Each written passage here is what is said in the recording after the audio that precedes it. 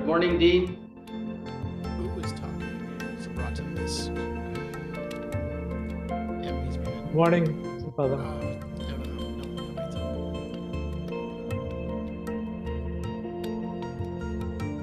They cannot unmute themselves anymore.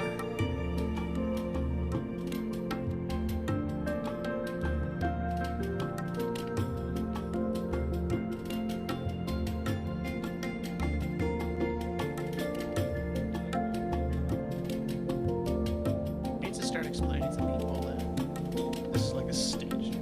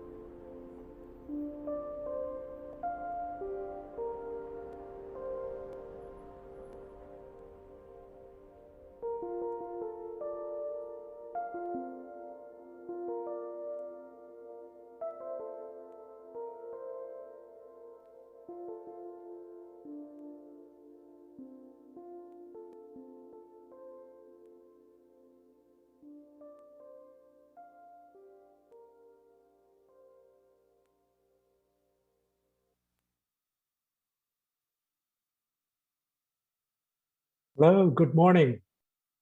My name is Govind Parayal, Dean of the Patel College of Global Sustainability at the University of South Florida, a preeminent public research university.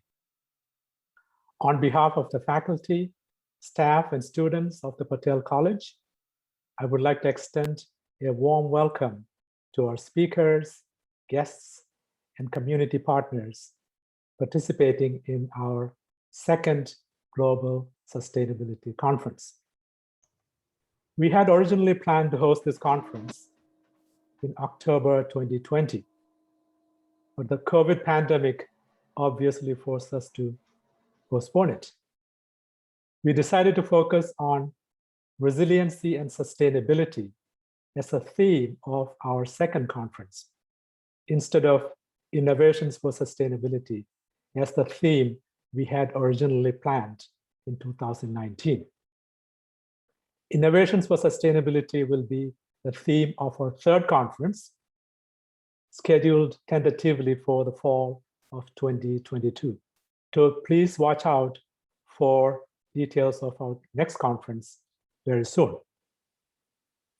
Regardless of where we live on the planet, all of us were affected by the COVID pandemic, whether we were in the business sector, education sector, government sector, or what have you. The pandemic has severely impacted our lives, killing more than 550,000 people in the United States alone, the largest death toll in the world. Although the pandemic forced our economies to be shut down for several months, societies did not collapse because we are a resilient bunch, in varying degrees, of course, some more resilient than others. Resiliency is a central focus of sustainability studies, which is what we do in our college. It is in our DNA, so to speak, when we look for innovative solutions to our sustainability challenges, although it is more implied than explicit in our theories and methods.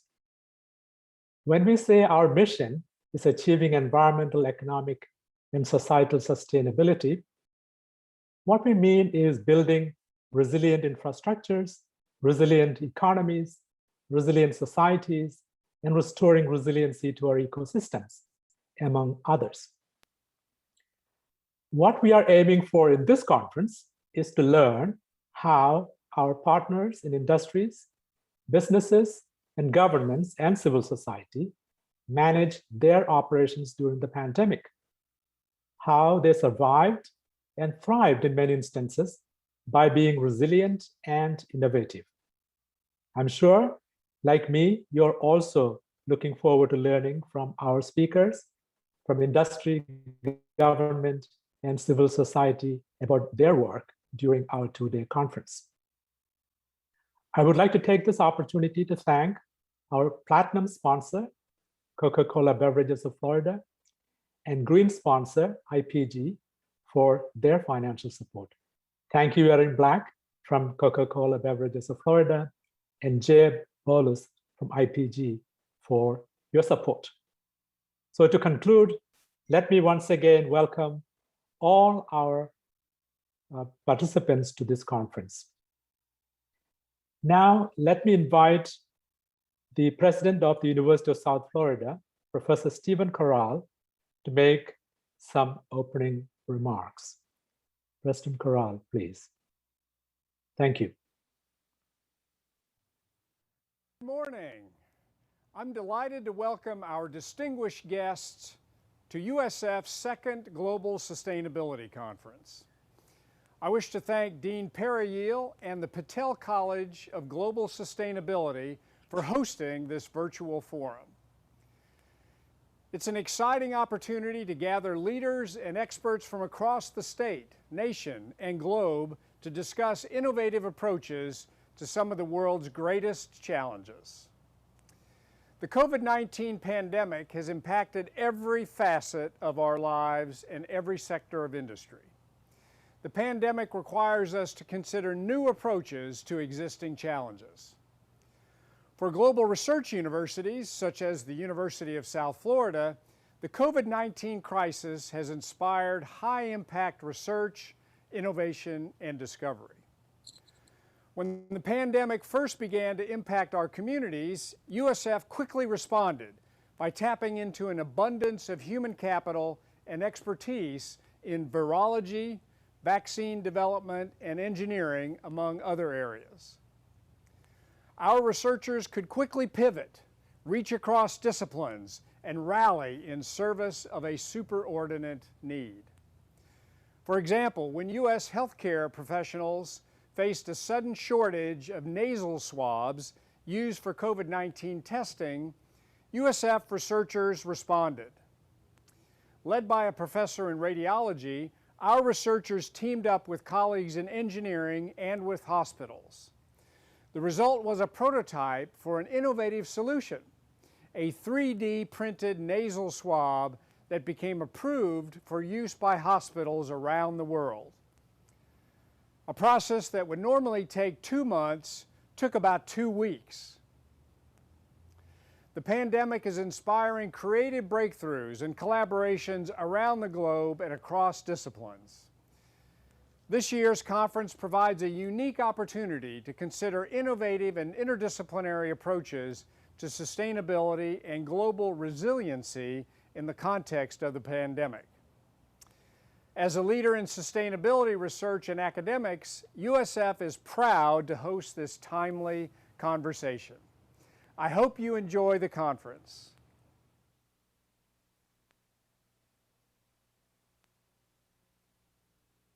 Thank you, President Corral, for those wonderful words.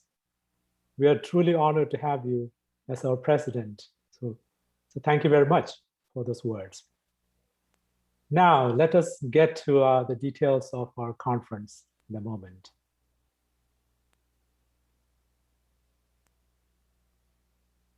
What I will do is do some housekeeping before we start. Let me ask our audience participants to type in your chat box where you are located, anywhere in Florida, in the United States, anywhere in the world. That would be very nice for us to know where you are. So take a few seconds and type in, please, where you are.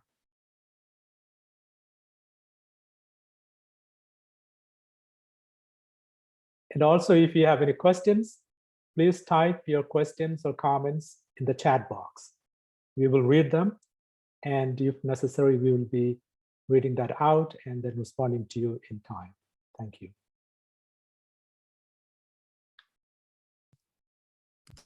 Okay, the next part is for me to spend maybe a couple of minutes to go through the conference details today and tomorrow. Okay, that's nice. So today we will start our conference in a few minutes. Now, the first panel will be on transportation from 9:15 to around 10 o'clock. And the moderator for that conference, for that panel is an adjunct professor, Dr. Subrata Bandi, who is also the Vice President of Ayers Associates. Thank you. We'll move on to the next panel on technology, which will be moderated by Dr. George Philippidis, our faculty colleague, who is also our Associate Dean for Research. Moving on to the next panel. Before that, we will have a short break for about 10 minutes. We hope that we can manage that. And during that period, you will see some wonderful videos if you are planning to stay before you get your coffee or take a bathroom break or whatever. But please do enjoy that video in the meantime. And we will start sharp at 11 a.m. with our next presentation on biomedical field and sustainability. Dr. Sharon Hannah West, our colleague from the Muma College of Business, will be introducing the speaker and hosting that event. After that, We will have a presentation on sustainability in IPG, one of our conference sponsors. They'll be talking about cradle to cradle. I'm excited to hear what that means. And that panel will be hosted and introduced by our colleague from the MoMA College, Dr. Dirk Libeers. Okay, let's move on to our next panel on engineering and infrastructure, specifically about a major international corporation called Jacobs. And that panel will be moderated by my colleague, Kabreb Gibri-Michael. Moving on to, I think that will be the end of the conference today, and we will have a wrap up at the end of the conference.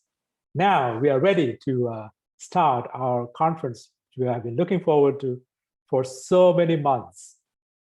All right, let me introduce our moderator, Dr. Subrata Bandi, to take over. Subrata, you're looking great. Okay, Subrata, start please. Good morning, everybody. And thank you, Dean. And like you said, we've been looking forward to this conference. A lot of work has gone in. Thanks to everybody who participated in this. So welcome to our global conference. My name is Subrata Bandi. Thanks for the introduction. We have really an excellent program for you with a very well-recognized community leaders that we have gathered for this conference. So all of you know, transportation has been impacted because of COVID in a very profound manner. We have seen the shifts in mobility. We have seen the shortfall of revenue because we didn't drive as much as we usually do. The safety statistics have changed, and we really don't know whether these changes are temporary or kind of semi-permanent, but we'll talk about all of those. But before I introduce the speakers, please note that our speakers will have individual presentations at the beginning, and then we will have a follow-up session with Q&A.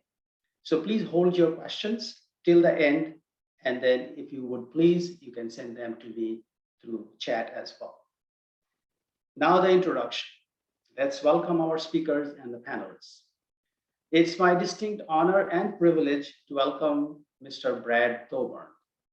Brad is the Assistant Secretary for Strategic Development at Florida Department of Transportation. He leads statewide transportation planning, modal development, and research for Fdot. He's got more than 25 years of experience specializing in surface transportation, transit planning, public policy, etc. He has a track record of major accomplishments, leadership, and innovation, both in private sector and public sector. Previously, Brad served as the Southeast Region Practice Lead for Transit and Surface Transportation Planning at Michael Baker. He also served as Vice President of Long Range Planning and System Development at JTA, Jacksonville Transportation Authority. He also served as the State Transportation Development Administrator for Fdot and Director of Planning and Development for the City of Jacksonville. He's a longtime resident of Florida with his wife, Deering, and 2 daughters. Welcome, Brad. Our next speaker would be Alexander Traversal. He goes by Zan.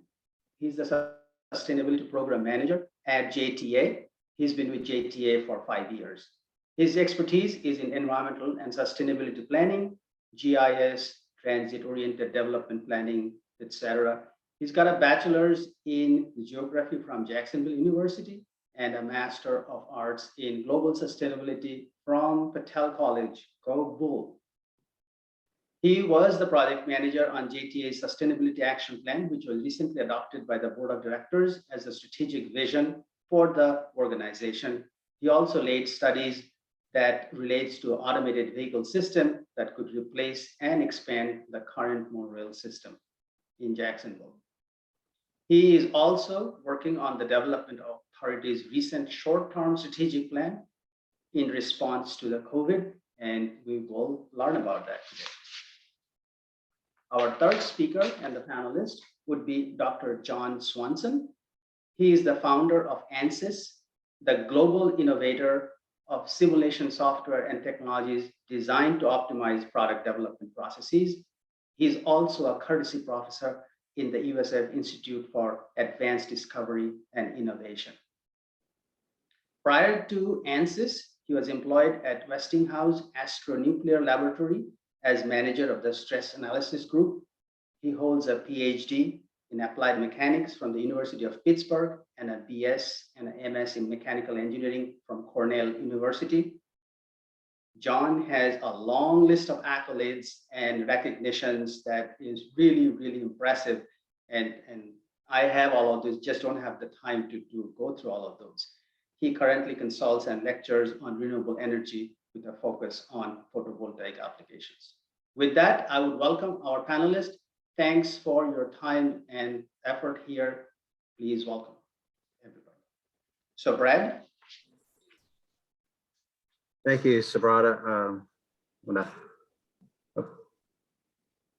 Says, now are you going to share this? Do I need to share my screen? I thought I was going to control the.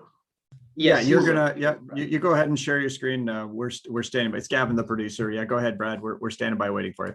Okay, sorry, I got a message there, so I apologize for that. Am I showing the right screen? Yes, you are. Okay, thank you. Sorry about that. No worries.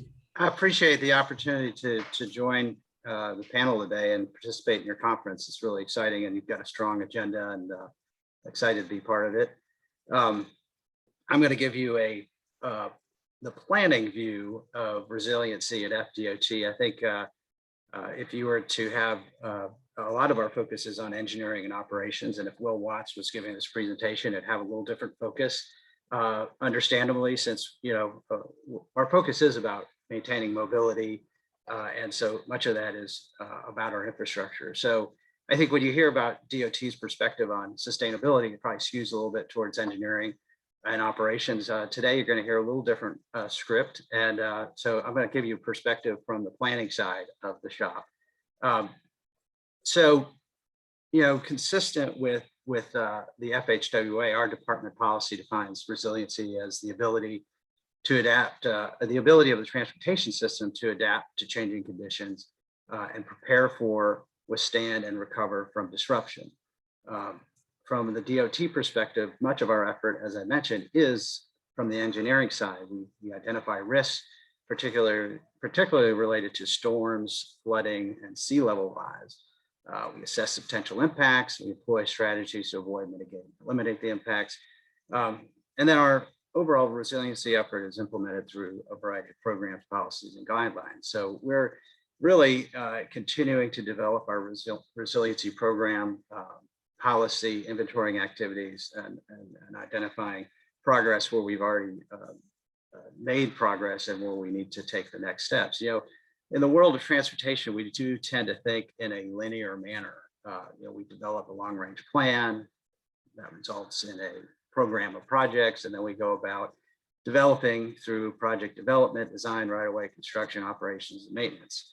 But the reality is resilience is simply not a linear process. And so for DOT and many of our partners, the challenge is figuring out how do we best address resilience on multiple fronts at the same time.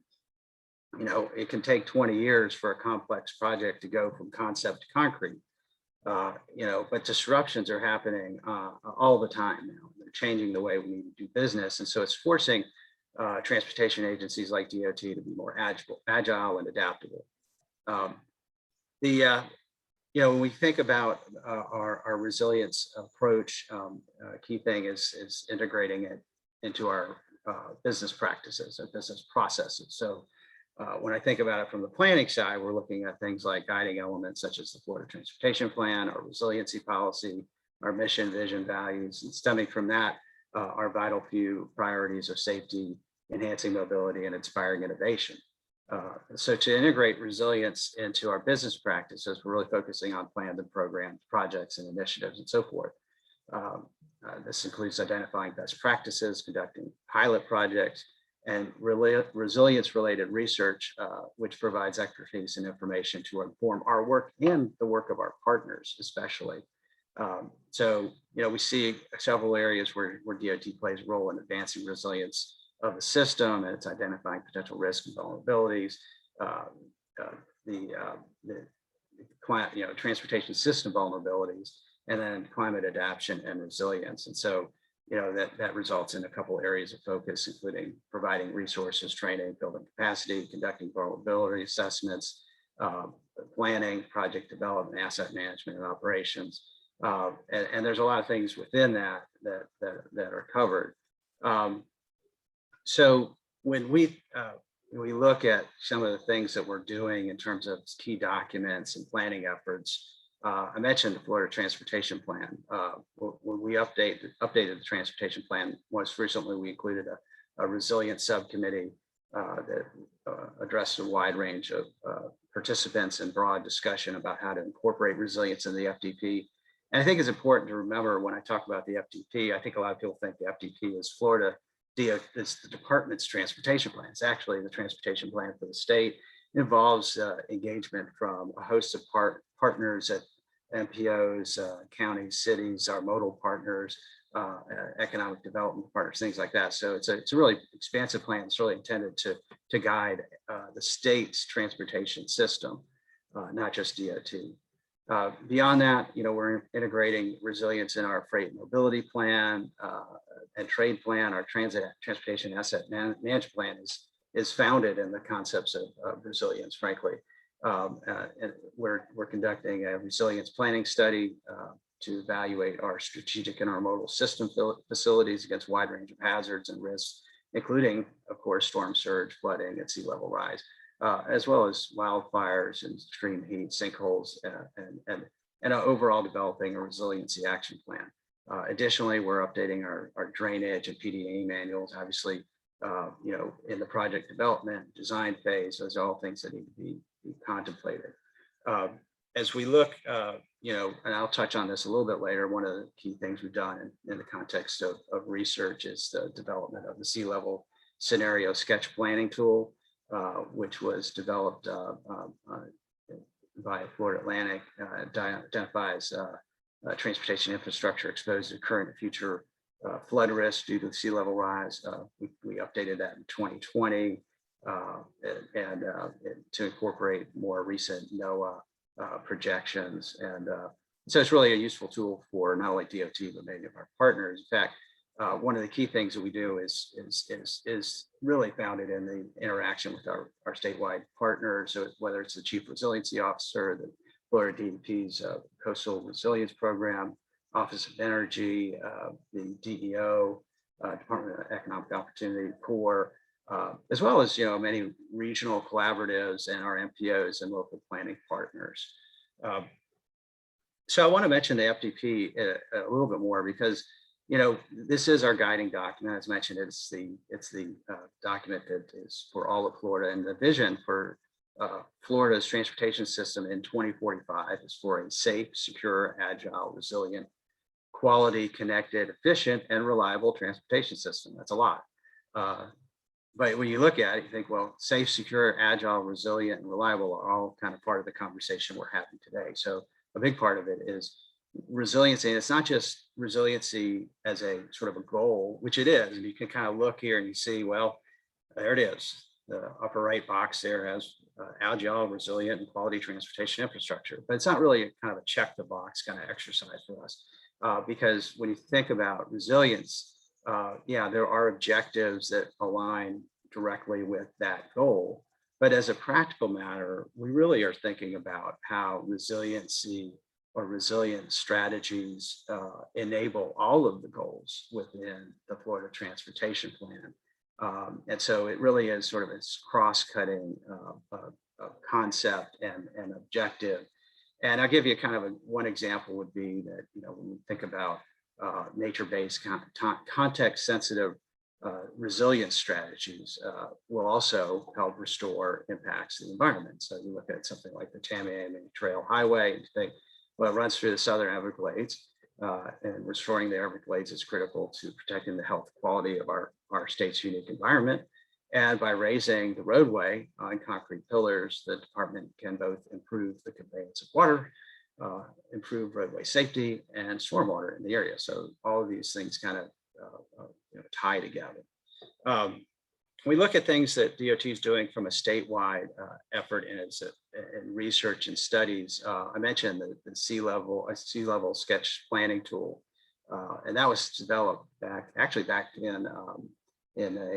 part of a research center project back in 2012 and 13. It's been updated since then, obviously, but it's it really is a tool that it is accessible to public and private sector and educational institutions to advance study and planning and design around sea level rise. It's been used to map 35 coastal communities. It's utilized in a variety of planning efforts from many of our partners like Hillsborough Planning, NPO, or Space Coast TPO, and a variety of Southeast Florida FHWA Climate Change Resilience Pilot Project. There's just a handful of things in here that this sketch tool has been really valuable for.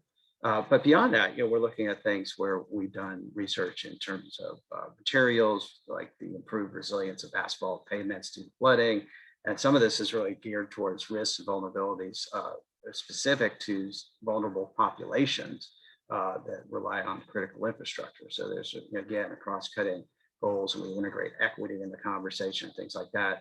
We've also done studies on the resilience of rigid pavement systems, so that, so we understand the impact that inundation might have on concrete pavements and things like that. I like one of my favorite things here is this incorporation of non-stationarity into FDOT planning and design. I think it's kind of a complicated way of saying we're doing scenario planning and planning for how we can have an adaptable process of developing projects. I think that the word non-stationary kind of goes against all of the plain speak principles that we try to use, but I think it's kind of it kind of gives me a chuckle when I see the non-stationary word used. I think kind of can figure out what it means. And I mentioned also the vital few. This is really, I talked about the FDP being the statewide plan for everybody. Vital few is more focused on DOT and what we're doing.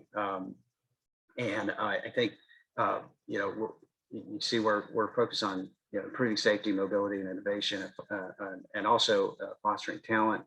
And so we pull a lot of things out of that tie into or can be seen through the resilience lens. And I think when we think about things like mobility, you mentioned that things are changing, our partners are dealing with things differently. Even before COVID, which obviously put a huge impact on passenger transportation, whether it's cruise or air aviation or our transit partners. But beyond that, you think about transit, they were really dealing with disruption through technology and new mobility solutions. And that also forced us to think about, well, how are we going to change how we interact with our partners in providing mobility? Because we may not be an operator of transit, but we provide support technically, we provide a lot of funding. So it really forces us to rethink our programs and how we interact with our partners. And then, as I kind of try to wrap up here, I wanted to kind of share that we really do think about resilience, from a more broad perspective. And it really is sort of about how you think about the risks that you face. And so, we face issues. Obviously, a lot of focus is on the assets that we deal with, but then there's also programmatic issues, changes in federal policy. And you think about it right now, the change in transportation, the view of transportation and infrastructure is changing at the federal level. Programs are going to change. How we deal with investments in multimodal transportation, how we do scenario planning, things like that, all going to get changed from a programmatic standpoint. And then, we think about organizational resilience. It's really putting in the structures in place, the process. And I think Zan's probably going to talk a little bit more about the MOVE plan, which is a great example of an entity thinking about organizational resilience. So I'm not going to go into too much of that because I know Zan's going to hit on that a little bit more. And then I would talk about resilience. I wasn't prepared for my light going off here, my motion sensor. So we think about these organizational changes, and some of the things that DOT is doing is focusing on leadership development, succession planning, decentralizing decisions, and focusing our vital few on sort of new interdisciplinary work groups like broadband deployment, electric vehicles, statewide passenger rail policy, things like that. So it really forces us to change the way we think. The other thing I look at, I want to highlight some areas where we obviously do things. There's a broader view of resiliency, and so that cuts into areas like cybersecurity. Obviously, when something happens where somebody's disrupted, like one of our partners could in rail, we've seen instances where those kind of disruptions have impacted supply chains and so forth at a wide scale. So we really see more and more of that kind of thing, and again, broadening the definition of infrastructure and also broadening the definition of resiliency. And so, just in closing, we want to take a more strategic view, and linking our planning documents. We need to think about how we communicate and brand our approach to resiliency, and from an implementation standpoint, think about how we're striking the balance between the design life of existing and new structures and the desire to design infrastructure for long-term horizons beyond even 20, 30, 40 years. So as you look ahead, we're going to be considering development of adaptive pathways, non-stationary, and other things to address these concerns. And then obviously research is a big piece of that. And so that's a lot about our partnerships, not only DOT's working in research, but also the work we're doing in coordination with USF and FAU and UF and others. So, appreciate the opportunity to join you and look forward to the conversation.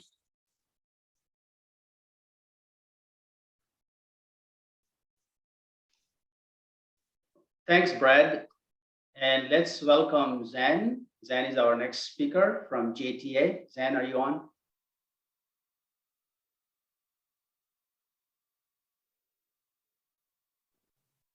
I am. Can you hear me okay? Yes. Yeah, we're just bringing up right now. 1 second. Okay.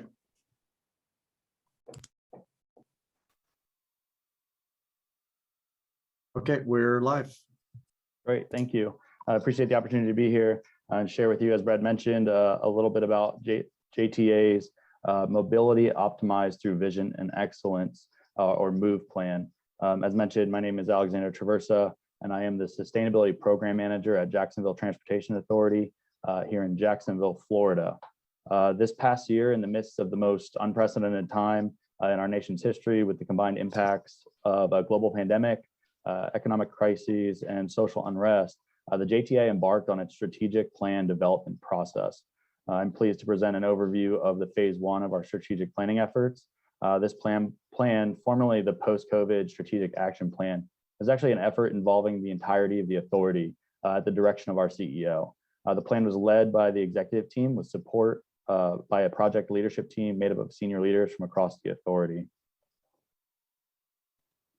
So I'm sure by now, many of you have heard the saying, never let a good crisis go to waste, but that was actually the foundation of the plan. So the plan's charge was to co-opt the major disruption to incorporate contingencies related to COVID and economic recovery through scenario planning, identifying new directions for the authority based on regional and industry trends, providing direction for the upcoming strategic plan, and then using past activities such as pop-up panels with industry experts, engagement, access to top organizational leadership to ensure the plan includes out-of-the-box thinking and the newest ideas for the future of the authority, and really building towards what Brad mentioned of kind of moving away from this linear planning that transportation has been notably doing for so long. As Brad mentioned, the most recent 10 years prior to COVID, the major disruptor was technology and transportation keeping up with the rapidly evolving technology. So the phase 1 of the MOVE plan focuses on immediate tactical actions and provides a set of scenarios that help define where JTA may need to pivot in response to circumstances related to COVID-19 recovery, economic recovery, and the local conditions over a period of 18 months. The plan also addresses strategies to explore further in development of the phase 2 of the plan, which will be the authority's next 5-year strategic plan. Hey, Zan, it's Gavin, just the producer. Someone was asking in the chat, there were some acronyms, an abbreviation around ELT. Could you just outline what that was? There's some people that aren't from Florida. Yeah, absolutely. So that is actually just our executive leadership team, made up of the vice presidents from our authority, as well as our CEO. Okay, thank you. So as Brett mentioned, we also do a number of scenario frameworks or scenario planning. This was to aid in evaluating potential outcomes for the current public health, economic, and social crises. The plan includes exploratory scenario planning. The scenarios, which are comprised of influential trend drivers that are highly uncertain, address timeframes for recovery. By reviewing the respective triggers for each of these scenarios and preparing appropriate responses for each one, the authority can prepare itself for an uncertain future. Scenario timeframes start from November 1st, 2020. So spring is roughly the May 2021 timeline, and winter is roughly February of 2022. So the scenarios are distinctly different but plausible, and were developed to try to cover the cloud, so to speak, and cover all ranges of outcomes the best that we could through this process. The first being rapid rebound. This is the best case scenario, possibly faster than a vaccine would be distributed, but it would have certain triggers such as widespread home paper strip testing availability, social acceptance of mask wearing, daily new cases that are being contained to certain factors, economic growth maintaining an upward trend by the January 1st timeframe, as well as various options related to funding and ensuring that our federal and state funding is continuing, but also keeping the momentum of downtown developments and projects and regaining that momentum by the April 2020 timeline. The second being moderate momentum. This is the middle ground scenario, slightly lower than optimal timeframe for distribution of vaccines or other means of achieving herd immunity. This scenario acknowledges that there could be issues with vaccine distribution or effectiveness that would prolong social distancing requirements for at least some parts of the population, such as elderly or those with less access to healthcare. So here we consider how a longer recession combined with Jacksonville's suburban growth trends could affect the demand for JTA services and the composition of our ridership. Related to that, we need to consider how facilities may be used more optimally. Both JTA's facilities like the Jacksonville Regional Transportation Center, or the JRTC, our new facility that's shown actually behind me, and also the street networks and serving transit and active transportation. And then the final scenario was the lingering lifestyle. This goes a bit further. This scenario kind of reminds us of the post September 11th, where some behavior changes become entrenched long-term. We've all gotten used to the increased security protocols for air and some other types of travel. And we've adapted across the board to the costs and time factors associated with that. There could be parallel entrenched adjustments for long-term scenarios with coronavirus, such as higher levels of ongoing remote working, long-term reductions in bus capacities, cleaning costs, and so on. So in this scenario, there are more severe economic consequences affecting where transit-dependent populations may live and work, and the number of people who may become dependent on transit. At the same time, the more disruptive scenario with federal grant programs and would require greater resilience on local funding or new innovations in funding, while potentially addressing some of the types of austerity measures within the JTA. So several key industry trends, as Brett mentioned, prior to and even throughout COVID, the industry has been changing rapidly. So there are several key trends that inspire and shape the move plan strategic directions. The first being the transit and mobility management. So this is the integration of transit and mobility. This is a key trend which has taken root across the transit industry, including at JTA, where agencies take on a role beyond that of traditional transit, expanding and overseeing the full array of passenger travel modes. The overarching goal is to minimize single passenger automobile trips and promoting customers to opt for more sustainable transportation modes, including buses, rail, microtransit, bikes, and even walking. The second being the core function of transit. This is expanding the perspective that transit is a public good and serve the function to support the economy. Again, many essential workers rely on transit, so you may not necessarily utilize transit yourself, but many of the people you come in contact with every day rely on transit to keep the economy running. And then finally, real-time passenger information. So the use of data and innovation to provide real-time information as a measure to build confidence in transit. The more data and more information that we are providing to passengers, the more comfortable they are utilizing the system and feel that there is a confidence and reliability for transportation and transit. So as part of the plan, we developed a roadmap, which is the tactical 18-month plan of recommendations, including appropriate pivots to the scenario triggers and timeframes. The roadmap identifies strategic new directions for JTA, and tactical actions are the first step towards these new directions. Tactical actions should begin immediately and move forward regardless of the scenario. And the roadmap is organized around kind of 3 key themes. And I'm not going to go into every single detail, but I will cover the key themes of the plan. So the key Alexander, you have about 2 minutes left, so I just want to let you know. Perfect. Thank you. So thank you. So know your core. So create a resilient transit system focused on the core customers and attractive to all riders. The second being build on your strengths, building a foundation to lead mobility integration in Northeast Florida.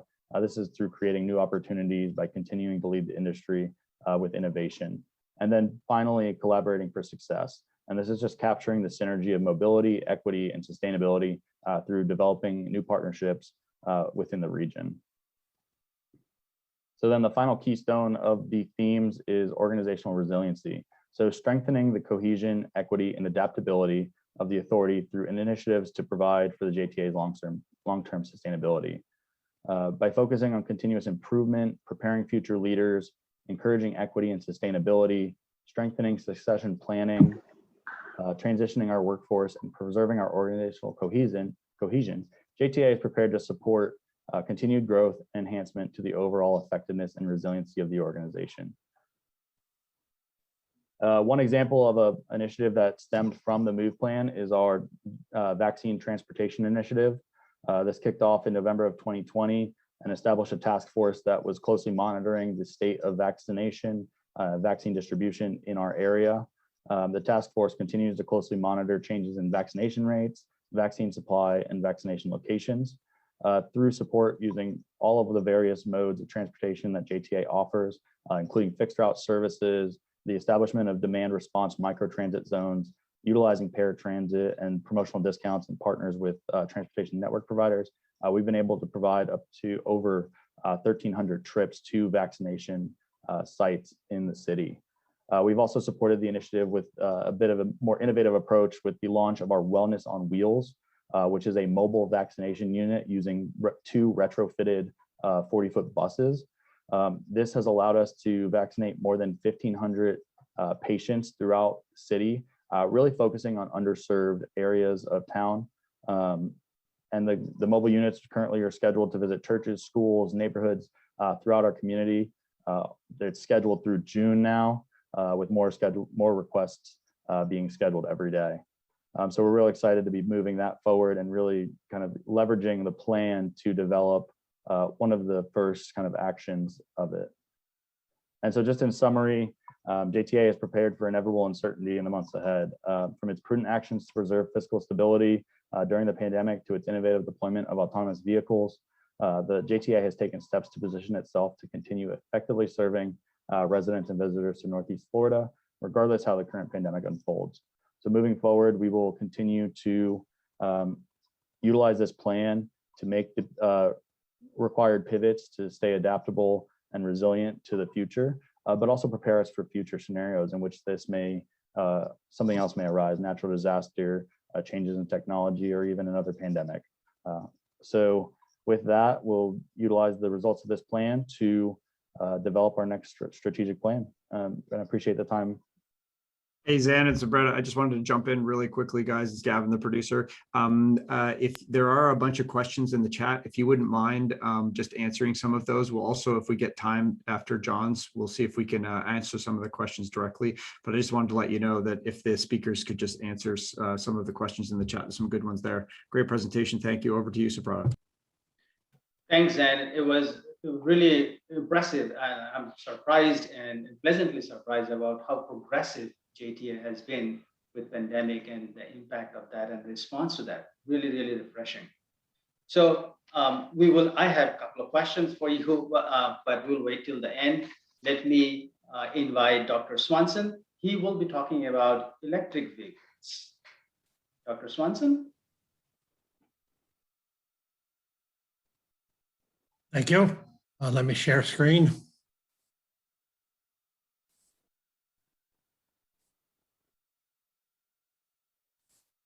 What I'm going to talk about is the transition to electric automobiles. Dr. Swanson, I'm so sorry. You're not sharing your screen yet. Oh dear. Right, That's I'm okay. seeing it, but you're not. Uh, Why don't you go ahead and put your screen, your slides up? yeah, no problem. We're standing by right now. Here we go. Mike's going to bring it up for you. One sec. And here you go.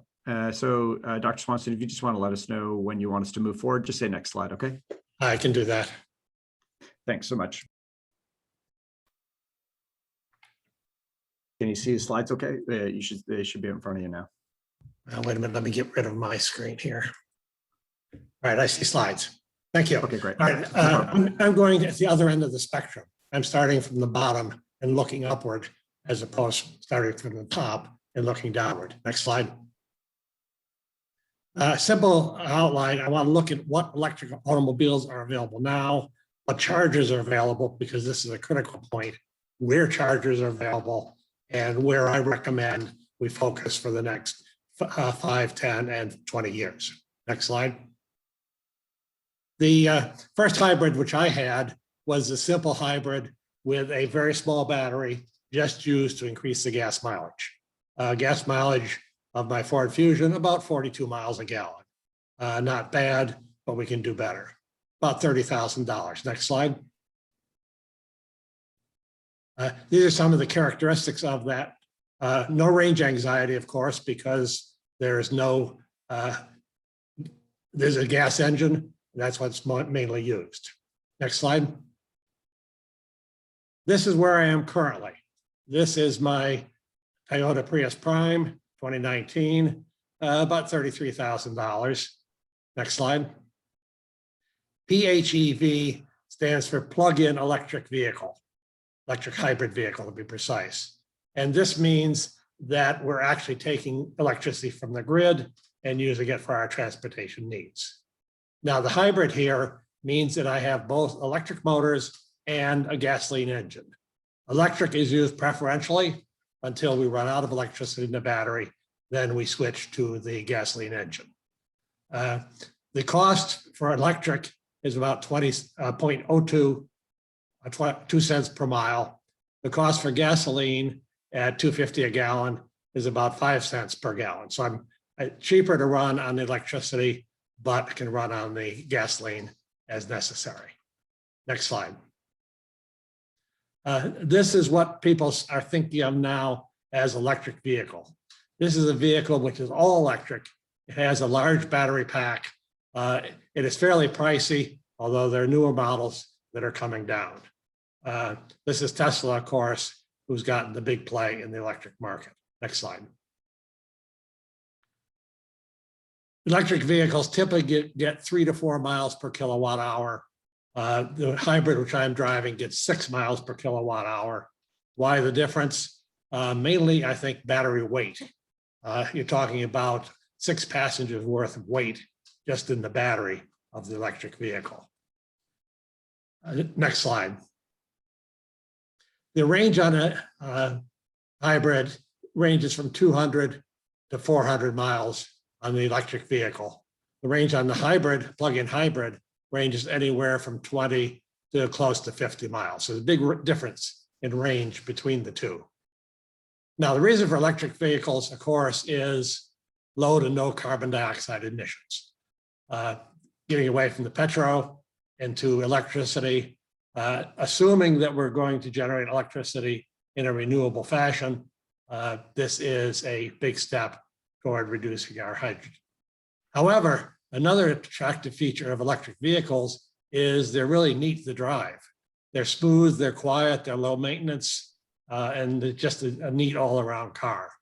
So if we can get around the next slide, the range of anxiety and charging, we can go quite a ways. So let's talk about chargers. There are basically 3 levels of chargers. The level 1 is the simplest. You just plug your car into the standard 120 volt outlet. It draws 15 amps. You can get 9 miles of range per charging hour. So plugging into my garage overnight on level 1 charger, I could put 90 miles on it.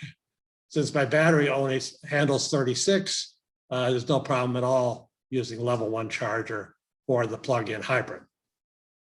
These outlets are standard in most garages, and the cable required comes with the vehicle at no charge. So this is the no charge option. Next slide. Level 2 has 2 blocks.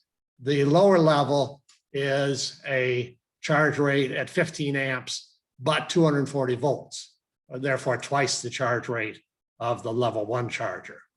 That gives me 18 miles per charging hour, 180 miles, which is up in the range of the all-electric vehicle in the 10 hours that I'm parked in the garage.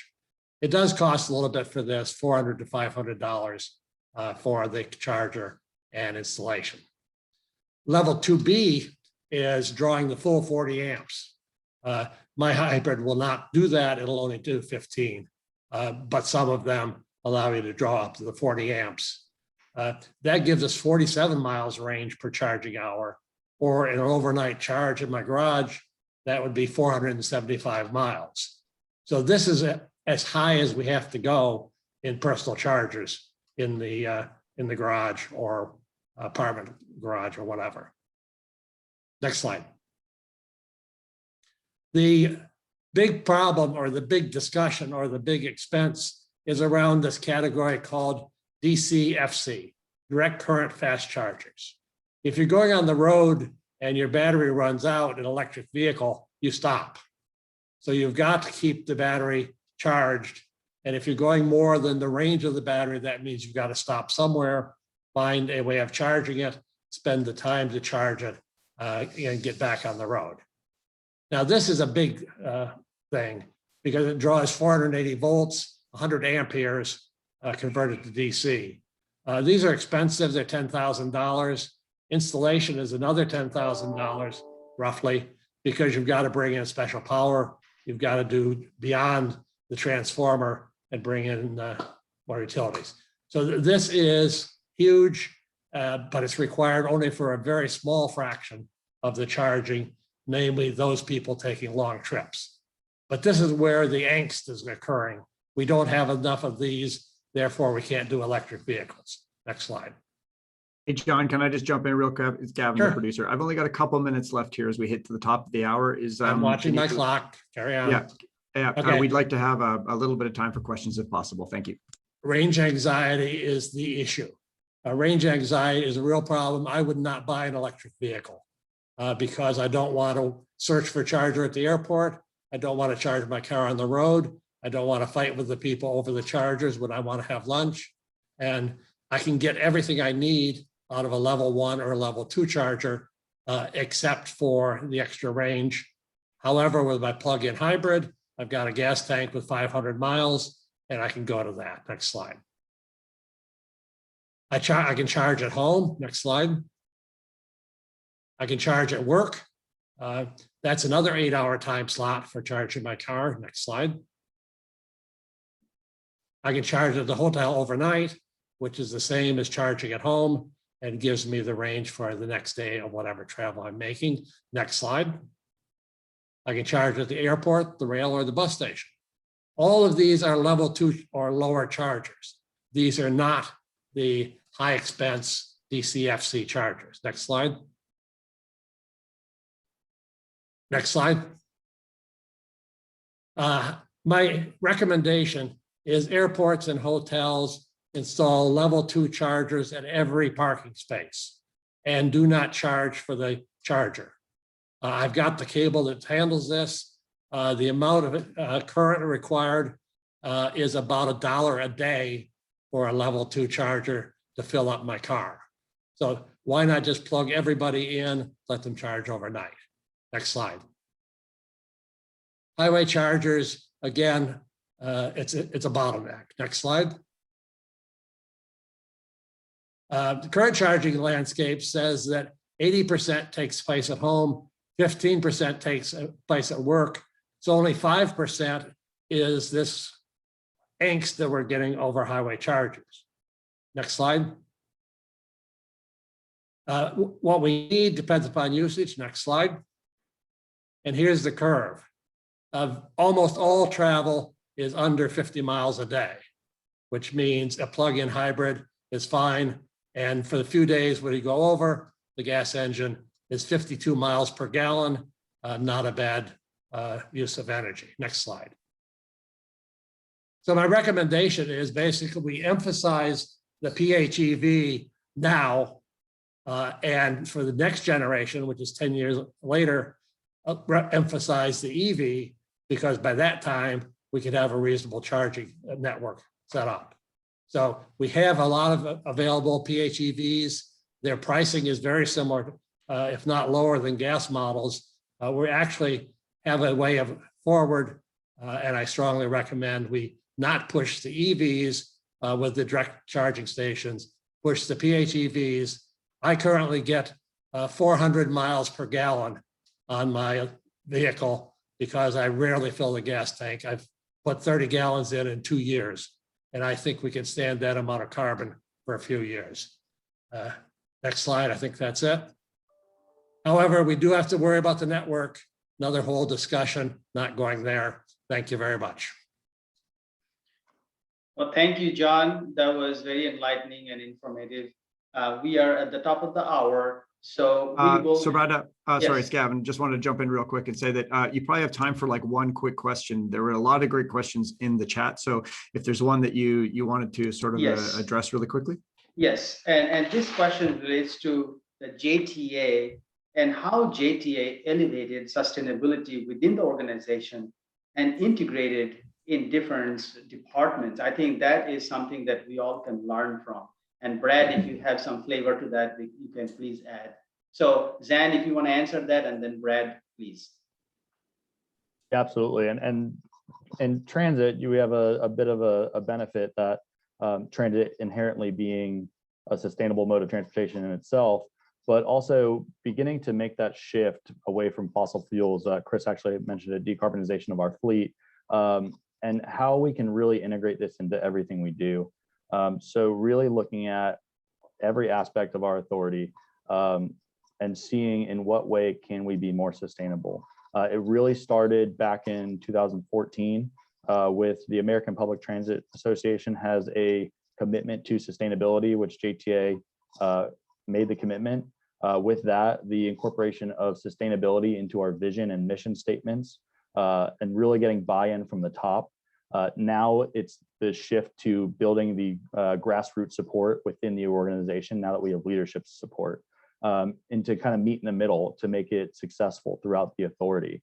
With that, developing a standalone sustainability office to show the importance and really be the catalyst to start these projects throughout the authority. So my role now is to work with every single department, identify their goals for their department, and see how we can apply sustainability in a way that will help them achieve their goals, but be a benefit to the authority, the environment, and our community. Thanks, Zan. And Brad, you want to add some comments? Yeah, I mean, I think again, a lot of it comes from the top too. I mean, and he set the expectations, and I know clearly Nat's done that at JTA. Secretary Tebow and also the governor and legislature too have really made resiliency a priority. I think sometimes we don't even know we're talking about resiliency and doing resiliency, and we don't really recognize it. So some of it's kind of getting back beyond what I talked about earlier with sort of that really important but maybe narrow focus that we might have from an engineering standpoint. Realize that resiliency touches a lot of different places, and we do these cross-functional work teams, which are a really great way to instead of just kind of dropping in and saying this office is going to handle resiliency or this element of resiliency. It's working across the lines and breaking down the silos that we always talk about. Well, thanks, Brad, and thanks, Zan. And Dr. Swanson, there are questions about hydrogen fuel in the chat. If you could respond to those. There were great questions in the chat. Unfortunately, we are out of time. I want to thank all our panelists and for a great start of day one. And please stay on. And thank you very much. from the college, on behalf of the college, on behalf of all and the faculty and students. Thank you. Thank you. Thank you, Subrata, for that wonderful panel. Obviously, we are sorry that we didn't have enough time for engage the presenters, especially Professor Swanson's presentation. The wonderful questions asked of hydrogen, and also the government's proposal to set up 50,000 or so or 500,000 charging stations around the country. And the GM is coming big time on producing electric vehicle for everyone in the country and the world and so on. So there are exciting opportunities out there. And I would like to mention that Professor Swanson and others have spoken at our college, and some of their videos are available online. So if you would like to see those things, or if I would urge you to contact them directly, chat with them during the break. So without further ado, let us go into our short break for about 5 to 7 minutes or so. And then we will start. No, I think we're just going to go right to the next panel. Oh, we are? Okay. Just 2 minutes. Breaks after the panel. Oh, break after the panel. Oh, sorry. That's right. Yes. The next one is not. Yeah. Sorry. My bad. Yep. Panel 2, technology. Yes. Will be moderated by George Philippides. George, as our Associate Dean for Academic Affairs. Research. George, take it over, please. Thank you, Dean. Good morning, everybody. Very glad to see so many people attending this great conference on resiliency and sustainability during and projecting how things will be after the pandemic. Our technology panel, we'll see in our technology panel, we're going to have presentations by 3 great panelists from the private sector. And they will be Albert Gore, Maria Watson, and Craig Reilly. And I would like to start with Albert Gore from Tesla. So Albert is the East Coast Public Policy and Business Development Lead for Tesla.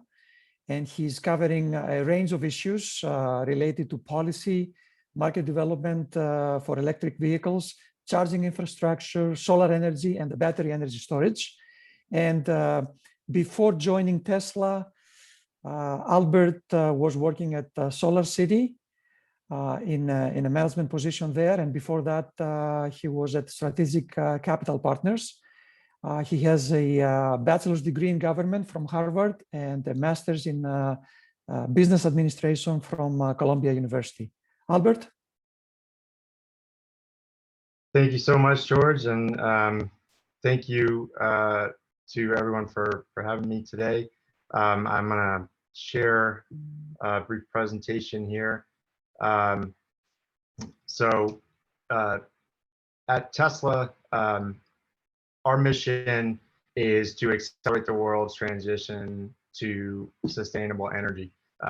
And that includes clean transportation products, renewable energy products, solar and battery energy storage products.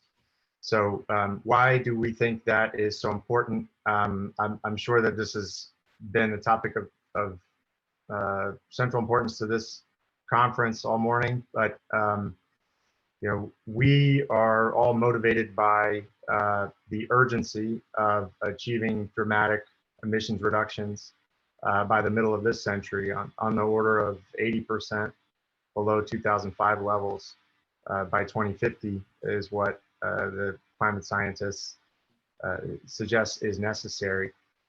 And that 30-year transition demands urgent action starting right now. Within the transportation sector, which is the primary focus of my work in my region, transportation is the biggest contributing sector to emissions. And within transportation, 61% comes from light duty vehicles, which is cars, trucks, and SUVs, cars and pickup trucks and SUVs. So we need a lot of things to happen in order to bring that number down. Mode shifting, smart design, public transportation. The analyses tell us that we need all of it. Everything is important. But But on top of a massive effort to reduce vehicle miles traveled through all those means, every analysis suggests that we need a full transition to a zero emission vehicle fleet over the next 30 years. And to turn over the light duty vehicle fleet, that means we need to start selling all zero emission vehicles much sooner than that. So, hey, Albert, I'm so sorry to interrupt. It's Gavin, the producer. I'm not sure that your slides we just see our mission. I'm not sure if your slides are actually showing. So I just wanted to confirm that because it looked like you might have moved forward a bit. Oh, sorry. No, I was still on the slide, but okay, I can move on. Yeah, no, no problem. I thought that I'm so sorry. And we can see the PowerPoint outline. So if you want to go to full screen, if you get a second, that's cool too. Oh, okay. Sorry about that. Let me,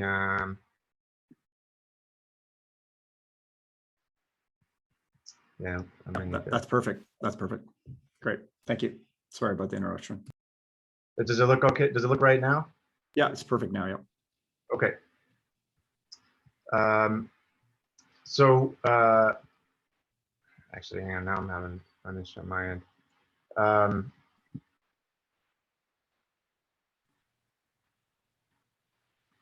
Yeah, if you need to go back, don't worry. That's fine. Okay. There we go. All right. So over the last 9 years, we've gone from a low volume, fairly expensive car to a high volume car starting at $35,000. We've gone from, again, relatively low volume of manufacturing to 500,000 produced last year. We're really proud of that growth and the level of deployment we've been able to achieve, particularly in a state like Florida, which I'll highlight is our second largest market outside of California.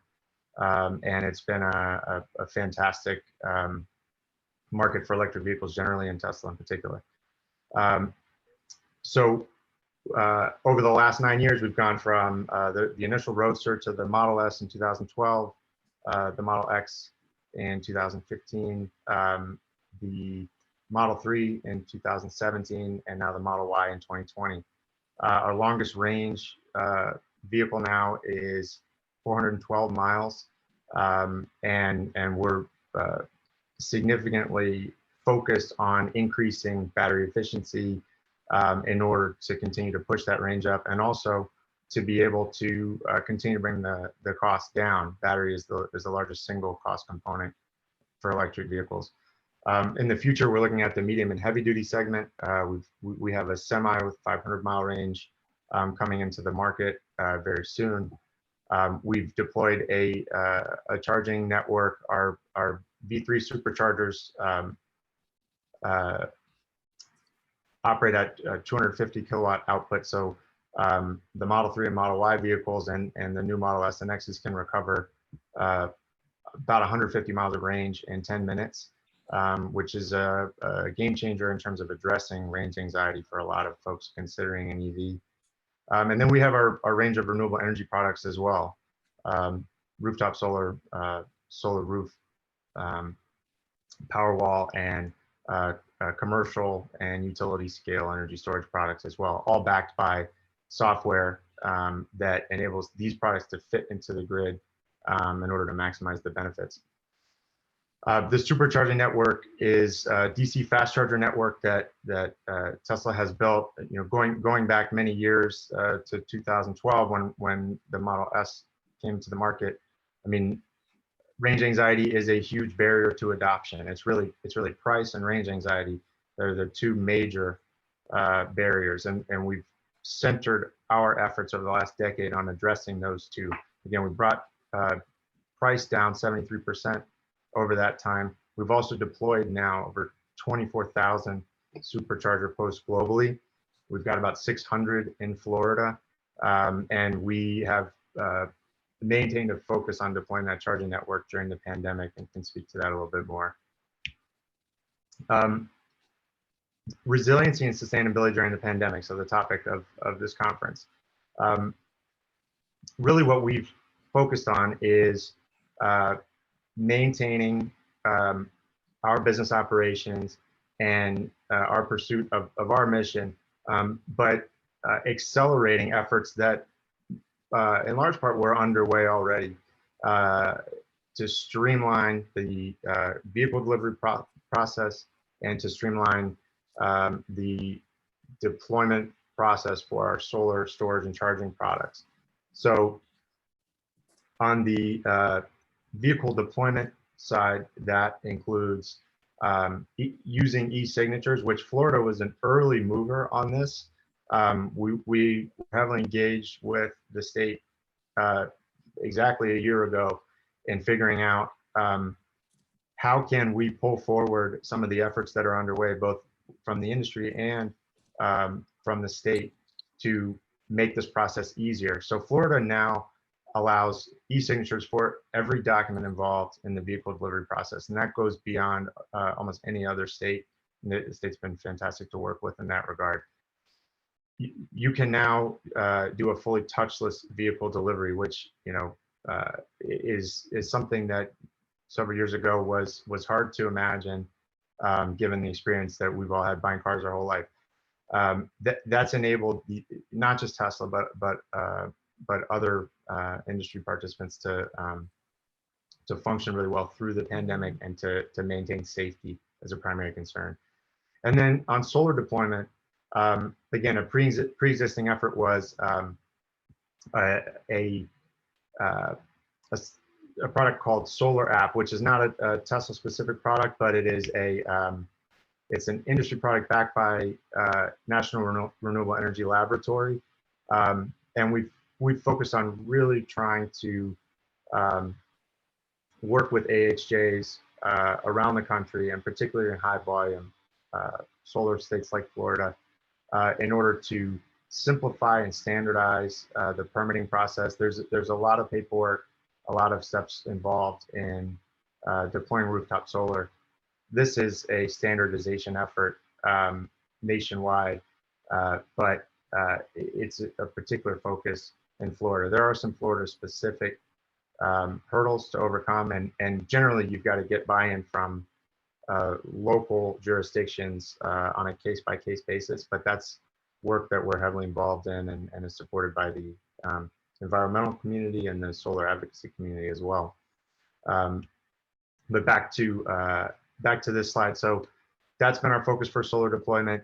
For charging deployment, really the primary importance has been ensuring that crews are working in safe and sustainable ways, and also slightly modifying the criteria that we're using to strategize where we're building new stations.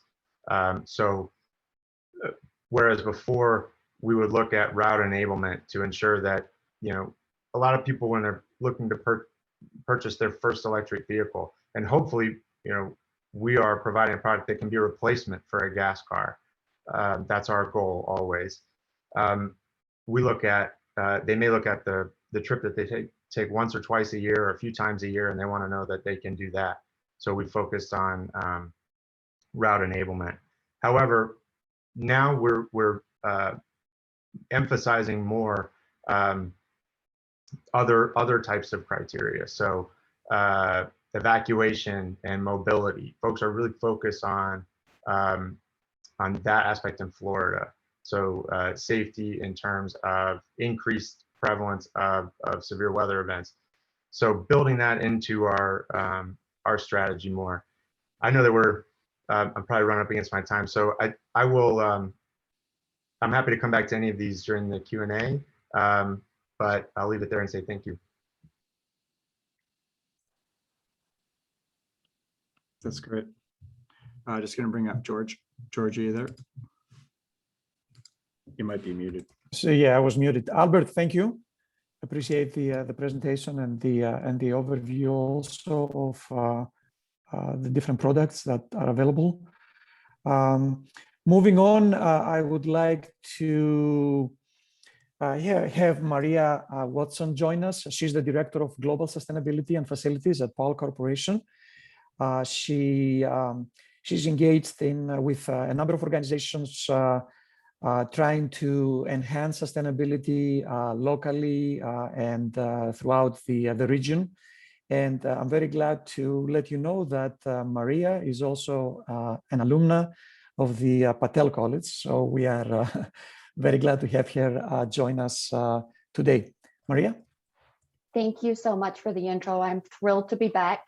I'm excited to talk about our new topic on COVID-19. I did a presentation earlier last year on COVID-19 and what we were doing to get our factories more efficient during COVID-19 when we couldn't, we were investing and growing. But what I wanted to share in this presentation is one of our unique products that are taking the market by storm, and just kind of walk you through how we're revolutionizing manufacturing. So if you are not familiar with Paul Corporation, our MO is that we solve the unsolvable. Paul Corporation was founded in 1946 by Dr. Paul, and initially started with a kidney dialysis filtration, and it has grown to become a multifaceted business, cross-functional across many industries. We cover aerospace, medical, lab, food and beverage, biotech, power generation, and of course, oil and gas. We do take a holistic approach to solving complex challenges that do stand in the way of our customers' environment, health and safety issues. So compliance issues for air emissions or reducing CO2 emissions and helping produce clean burning hydrogen. We're also a leading provider of ventilator breathing filters. Can you hear me? Sorry, that was my bad. My mic was open. Sorry, Maria. Okay. We do produce breathing filtration filters for vaccine and vaccine production scale-up filters. We work side by side with each of those customers. So you may have seen us in some of the news. This is what you're seeing right here is a picture of Boris Johnson and a British broadcast, and all those boxes behind him are Paul products and a warehouse that we're providing to customers that are making vaccine production. The middle picture is in one of our manufacturing facilities where the Minister of State for Business and Energy and Clean Growth in the UK went to visit. And then those two pictures over to the right are news productions of how we are helping in the vaccine scale up. So I want to go into a little bit more detail on what our product is doing for Pfizer, Moderna, AstraZeneca. So before I jump into that, I do want to tell you a little bit about traditional pharmaceutical manufacturing. And I came from Bausch & Lomb Pharmaceuticals, so I can kind of talk through this a little. Pharmaceutical manufacturing involves receiving a delivery of raw materials. So there is a lot of manual handling and moving those raw materials from one location to another, which presents a high case of contamination or mixture of wastes and unlabeled or improperly labeled equipment. There's then hoses and valves that are cleaned with solvents and water, and we have to move those raw materials from a drum in some cases or a large vat into a mixing container. And then into the mixing container. These mixing containers are often about 20 horsepower, they're 2 stories high, and they're mixing for periods of up to 2 or 3 days to get all those raw materials mixed with the carrier solution. And then it moves into the filling stage. So again, we're going back to hoses and valves, and we're pumping from the mixing container into a filling line and injecting that. So again, lots of energy is moving that forward. And of course, after all that, we have to move on to the next batch. So there's a lot of cleaning. So we're using steam, we're using hot water rinses, we're using high levels of chemicals such as ethylene oxide or gamma radiation to ensure cleanliness and sterilization. Now, all of this poses a significant risk because it's all regulated by the FDA. To put this in context, there were 113 FDA drug recalls in 2020, and 13 of these were because of microbial contamination. So that's about 10% of all recalls are caused by microbial contamination. And I'm not going to pretend that I can pronounce these words. I'm not a microbiologist, but some of the most popular cases are listed in there. And some of our research has shown that FDA recalls can cause a 10% drop in share price, as well as up to $16 million in losses for a company. So the COVID-19 challenge is there is no time for recalls. We have to get a vaccination scaled up and out to consumers as quickly as possible for every person on the planet to reduce deaths. How can we scale this up? How can we get this out to customers as quickly and as safely as possible? So now I want to share Paul's market solution with you. Paul's market solution, I share with everyone in my company, is nothing short of magic. I'm not a scientist, and I'm certainly not a biotech scientist. But what we have provided to our customers are bioreactors that allow the virus to reproduce itself from just a few cells to billions of cells. And it all occurs in one of these very small units, as you can see right here in this photograph. Inside the bioreactor, we use single-use transfer sets. So there's a single-use bag that goes inside there. The bioreactor works for a period of 48 hours. It creates billions of vaccinations, and then we can remove that bag and get that into a filling, or transported to a filling location. So obviously, this is highly reducing that risk of contamination. It's easier for transport, and it's far more efficient manufacturing. A life cycle analysis did show that they calculated the total water use, both for water for injection and purified water. It was about 8 times lower in the bioreactor system.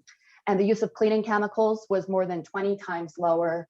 And energy consumption, and compared to legacy manufacturing, was about 50% lower for these single-use systems. So there's a lot of benefits to this kind of system. Obviously, we're getting a lot more in a much smaller space, so we can put more in that space and produce even more with the bioreactor units. So it does show that there is a favorable environmental impact. However, we are not blind. There is a significant opportunity for improvement of this process. And I'll point out, this is a single-use bagging system that is being used by our customers. So we are aware that there is a significant level of biomedical waste that is hitting the market. So our customers are aware, and we are, of course, aware. Aspen Surveys provide some single-use surveys to our customers and people in the biotech industry, and it's showing right now about over 50% of single-use items in the medical space or the biotech space are going either to landfill or incineration. So that is posing a significant risk for our waste and what that is causing for our customers. There's one provider in the United States that offers a recycling opportunity for biomedical waste. They're called Triumvirate, and they have a red to green program, so they can convert biomedical waste into plastic lumber that can be reused. And then, of course, BASF are pioneering this chemical recycling for plastics. So the market is getting there. We understand that there's a lot of room for improvement, and so we're starting to look into this. The issue is that it's a very challenging issue, that it's biomedical waste, right? So it's very unique. It's not single-use plastics or silverware or straws for that matter. This is biomedical waste, and it's highly regulated and has to be treated in a specific way. So it's finding those solutions that can help us treat that in the most environmentally safe and recyclable opportunity way. And with that being said, when one door closes, another does open. So we have noticed that this is an opportunity for us. During COVID-19, it's hard to get numbers for total biomedical waste, but I was able to get some numbers for Wuhan City in China. The maximum daily incineration capacity is 49 tons per day. And during COVID-19, that escalated to about 240 tons per day. So growth rate for biomedical waste is just astronomical. And some market research is indicating that they're expecting this to become a $34.1 billion company, expanding at a compound annual growth rate of 6.4%. So there could be a business opportunity for Paul to invest in one of these businesses. It certainly seems as though it could be a financial opportunity that would be good for the business as well as our customers.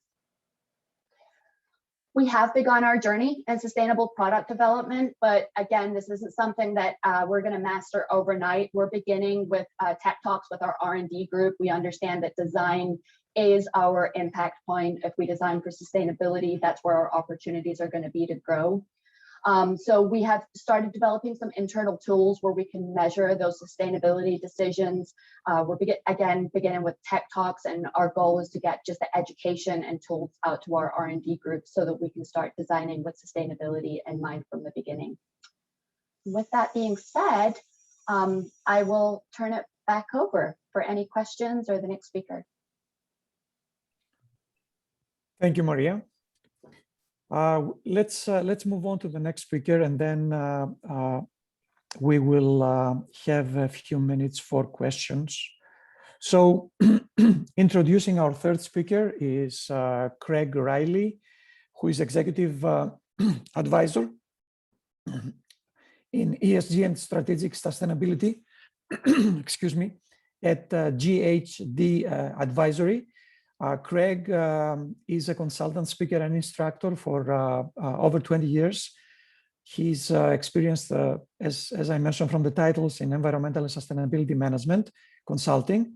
And Craig is, before joining the advisory, GHD Advisory, he led an ESG and sustainability services advisory practice for a global professional services business. Craig? Yes, thank you, George. Just making sure, can you see my slide, and is my audio okay? Yes, they are both fine. Okay, great, thank you. All right, so for my remarks today, I think I'm gonna take a little bit of a different angle than Albert and Maria did, and it's more around a reflection on this title that you see, and that we are living through an era of significant technological change and disruption. And much of that is coming from the risks and opportunities around climate and sustainability.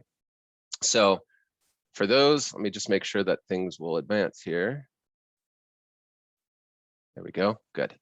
So yes, for those that may not recognize my company, GHD is a professional services organization. We're over 10,000 people, privately held, addressing a broad range of markets with comprehensive engineering, planning, environmental, digital, and advisory services. We've really designed our business to offer that blend of strategic expertise as well as technical specialization. And then just a little bit more about me. I'm a principal consultant and one of GHD's primary leads in our ESG and strategic sustainability practice. I won't dive more than that. George, thank you for the quick bio. And I think the reason why I feel like I have a perspective on this 20 years is I've really worked for a diverse client base. It's ranged everywhere from private industry and Fortune 250 companies to transportation. And so I've even held a role as a judge assessing sustainability impact of entrepreneurial businesses and startups. So that experience helps me really appreciate just how different this period, this market, this era really is that we are living through. So what does that look like? I'm conscious of the fact that we are not just raising our eyes out of the winter of the pandemic from 2020. It wasn't just the year of COVID. It was also the year of protests, George Floyd and the Black Lives Matter movement. It was a year that started with the worst wildfires in Australia's history, saw more extreme property damaging storms in North America, and another historic wildfire season here on the West Coast, which is where I'm based. But this panel is about technology. And the quotes and trends on this slide are reflective of the era that we are in and the significant investment that is needed in technology to address our largest environmental and societal needs. So you'll often hear technology coupled with disruption. Disruptors find compelling market problems or needs and develop products and services to meet those needs. I'd say we have a lot of unmet environmental and societal needs. Disruptors have the potential to bring new products to market, to usher in new trends, and to also capsize whole industries. So Richard Branson, or Sir Richard Branson, as he is knighted, when he founded the Carbon War Room, he made this statement that climate change is one of the greatest wealth generating opportunities of our generation. And the aim of that initiative was to understand how to unleash technology into the market to address climate change. So I think it's a given that technology is vital in order to achieve substantial carbon emission reductions. And I think just the discussions that we've had today in this panel and the previous panel speak to that. But how are we doing on investing in climate finance and technology? So if you look to the upper left, according to the latest report from the Climate Policy Initiative, they found that investments in climate finance has been rising at a growth rate of around 8 to 10%. That's shown in the trend at the bottom.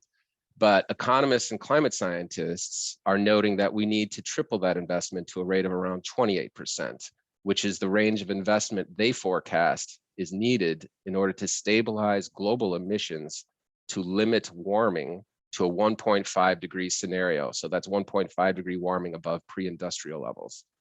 That would mean, as you see here, 1.6 to $3.8 trillion is needed each year through 2050 in new climate investment. And this number that they mentioned is just focused on the supply side of the energy system. So these are vast numbers. But I think the pandemic, since that's what this is about today, has given us another opportunity to grasp how much this really means and why such a large amount of investment is needed. So in 2020, the global economy screeched to a halt. Discretionary spending plummeted, travel and tourism tanked, the price of oil dropped further, manufacturing dropped. I mean, we've all seen the pictures of an empty Times Square. Projections are that basically the global shutdown of 2020 led to the most significant reduction in greenhouse gas emissions ever recorded, roughly 7%, according to most estimates.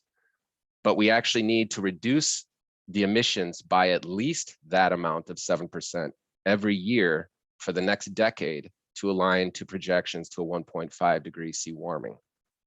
So in a recent article I was reading from Fortune magazine, the head of portfolio management at London Stock Exchange Group had said, and I quote, "You can't reduce carbon emissions simply by doing less. We've learned a very important lesson, which is what we require is more technology, not less, more capital, not less, and mass mobilization of that capital towards decarbonization outcomes." And I think you are seeing this show up in the market with the investment in renewables, battery storage, transportation, electrification, like we've just been hearing in the last session, electrical infrastructure, hydrogen, carbon capture and underground storage, and other technologies in carbon removal. Again, you saw it in the points just in this session today with Albert and in the previous session around transportation electrification. But it's not just climate. Other problems like ocean plastics and acidification, deforestation, biodiversity, many of these issues also have potential market solutions. Investment markets are increasingly looking to address many of these issues in this increasing emphasis on ESG, or environmental social governance investment, and sustainability impact. Which brings me to the final quote in the bottom left, which is from Larry Fink. So as the CEO of BlackRock, Larry Fink has been writing CEO letters for many years. In his latest letter, he called to companies to, quote, "embrace a form of capitalism that recognizes and serves all their stakeholders." This is basically stakeholder capitalism. It's flipping Milton Friedman's perspective a little bit on its head. And the quote shown in the bottom left as well is also from that letter. And it makes the point that investors increasingly see performance on ESG as akin to business performance. So ESG is an environmental, social, and governance is how you manage those non-financial topics. And in a business and organizational sense, it's really the process of identifying, evaluating, and managing those non-financial or ESG issues that are relevant to both a business and its stakeholders. So these are just a few points to reflect on why this is such a remarkable period. We've reached a point where markets, policy, and just broader community, broader stakeholder community are at the same place. And it's a place where there's an expectation for action.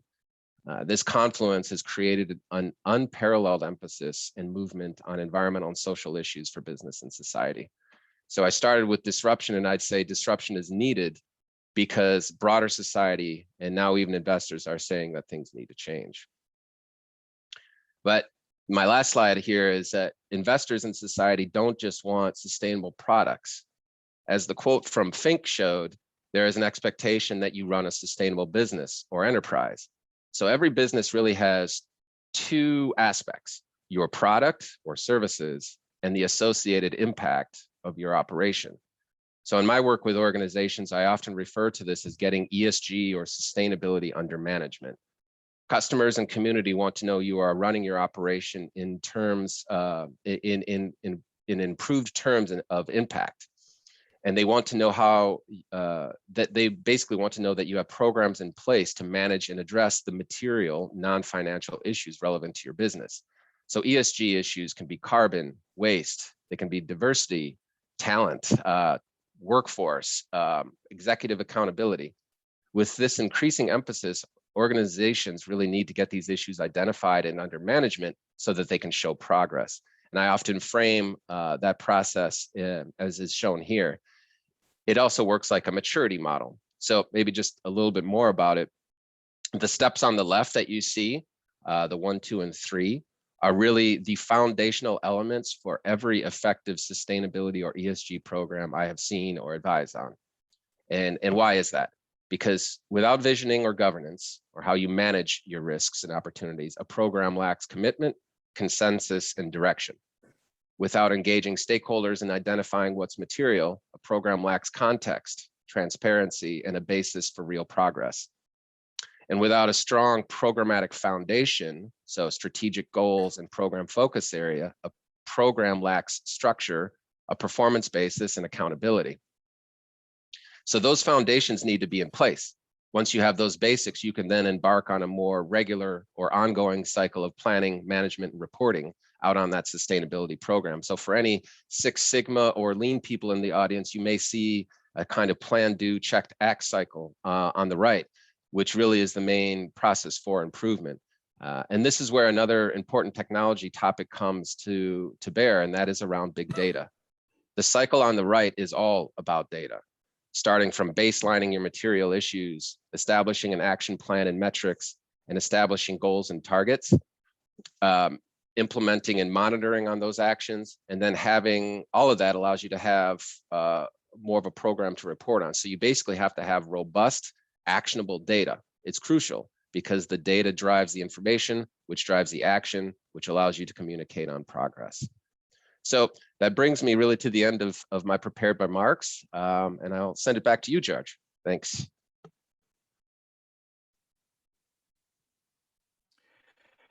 Thank you, Greg. That was very informative. I would like to open it up to, we have some time for questions. So I saw a couple of questions in the chat, but I would welcome participants who want to unmute and ask their question live. That would be great. Anybody?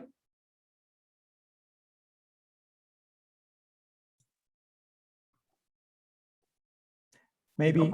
If I may, George. Yes, please. Dean, use my prerogative here. I would add that earlier I said during Professor Swanson's presentation about GM coming strong, or at least hoping. Of course, we have Tesla here, a very successful company, and we would like to continue their success in the world. But competition is a great thing for improving product and then reducing cost and making availability. That is the reason for my comment. More players, greater player, so that market is the final arbiter in terms of deciding. Now, Tesla is now promoting itself as more of a energy distribution company. And then could you, I don't know what exactly that's meant by that. So do you know much about that, Albert? Yes. So Tesla's always been a focus on the energy segment because we are a battery manufacturer. So we've got a factory in Nevada where we manufacture cells for vehicles, but also for residential, commercial, and utility scale storage. We have a robust solar product line as well. As mentioned in the intro, I came to Tesla from Solar City, which was acquired by Tesla in 2016. So prior to that, I was working exclusively on rooftop solar policy for the most part, and spent a great deal of time in Florida. And I see some old friends in the audience today, including Chris Castro, who worked on a whole lot of solar policy issues going back five or 6 years. But it is a big part of our business. I mean, in a Tesla store, we sell vehicles. We also sell rooftop solar and residential storage. And we work with utilities as a product supplier, both for, for storage products. So we've worked with a number of utilities around the world. to build large utility scale storage products that are used for a number of things, but everything from replacing natural gas peaker plants that there was a really high profile example in Southern California where there was a natural gas leak and they brought the plants offline, and we on a very short time frame deployed a utility scale storage system that has effectively replaced that plant. We've done something similar in Australia, where a particular region very, very heavily focused on wind development, but also the coal is a huge part of the generation mix in Australia. So as part of a really, really streamlined effort to decarbonize that section and stabilize, actually stabilization was the most important goal of that project because they were experiencing brownouts on a regular basis. So that was I think at the time, maybe the largest utility scale storage installation in the world. So that's kind of the sure range. That others, thank you, Albert. Others might have questions to ask. So thank you very much. Right. Thanks, Albert. Question for Maria. You mentioned the single-use bioreactors, and I've worked for a number of years in the biotech industry, and I was wondering, whenever we hear single-use, what's the situation with possibly a lot of waste being generated? Yeah, so there's two types of single use, right? There's consumer single use items like plastic straws and forks and knives that are really unnecessary, that you can use reusable items for that situation. With biotech industry, single use biotech customers came to Paul and said, we are having contamination issues, microbial loads. We need a single-use item that that doesn't have to be cleaned, because cleaning is where the issues are occurring. So this was the Paul's market solution that solves a lot of problems for our customers. But of course, when you put the name single-use in anything, there is a lot of negative press or thoughts that come from that. And we realize that is a huge issue with waste. We are starting to look at investment opportunities in other businesses where we can increase the recyclability of those items. But I think the issue is really going to be getting into the design of our single-use products and making sure that if we're using a polyethylene plastic, that we're sticking with the polyethylene plastic and it's all the same materials so that it can be treated and recycled. Right now, there's a lot of gaps there, that there's mixed plastics in a component. So we got to get to one item. Of course, when you have something that's FDA regulated, you have to go through validation trials. But that's a good point there, that the choice of material is very important, so that we can go with materials that are preferably more recyclable. Question for Craig.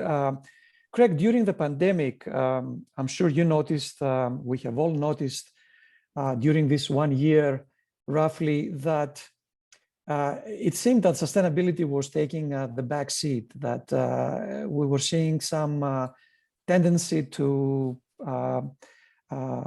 relax things because business was down, and what is your take on that? And is that going to be an issue also in future economic downturns for any reason?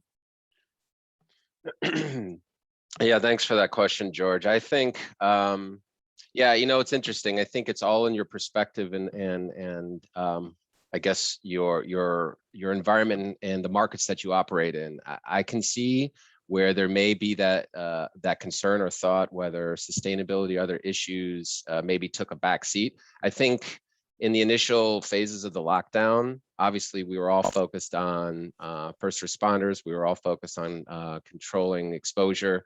But I think it also allowed us a period to reflect on how much we have a connection with society, with our fellow people, with the environment. I mean, you had heard so many reflections about how wildlife had returned to spaces. People, there's that, I'd mentioned Times Square.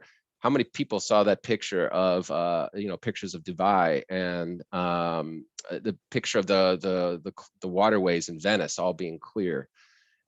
People have appreciated that opportunity, forced, unfortunately, not by design, caused us all to pause.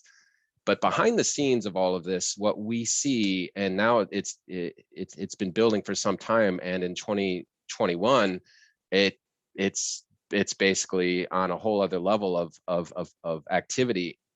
It goes back to the points I had made, where society, investors are actually expecting accountability and movement on the biggest issues. It's the CEO of BlackRock, right? Larry Fink, he did not mince words. It's not just small activist investors anymore. It is the largest banking houses and investment funds in the world. It's the International Monetary Fund. It's the World Economic Forum. It's even in dialogue at Davos. There is an expectation that organizations need to do something on sustainability, and it isn't just the private sector. So I know my comments may have been geared more from a private sector perspective, but I do a lot of work with transportation agencies, and they are finding that because of some of those investments, like those that are coming from European banks or European financial holders, that they are required now to provide information around the agency's own environmental impact in order to support financing on bonds, whether they're green bonds or sustainability linked or not. So I think we're in a new era. A lot of people in the sustainability space thought 2020 would be the year of action, but I think the pandemic just basically extended it or delayed it for a year. And what we're seeing now is that it is significant. And I don't think there's any going back at this point. You can pick any sector to see the signs that definitely things are shifting. Great. Thank you. Definitely in a global economy, policy actually anywhere will affect everybody. And I'm sure Paul and Tesla are experiencing that. What's happening in Europe, for instance. I'm working in producing renewable transportation fuels for the aviation sector.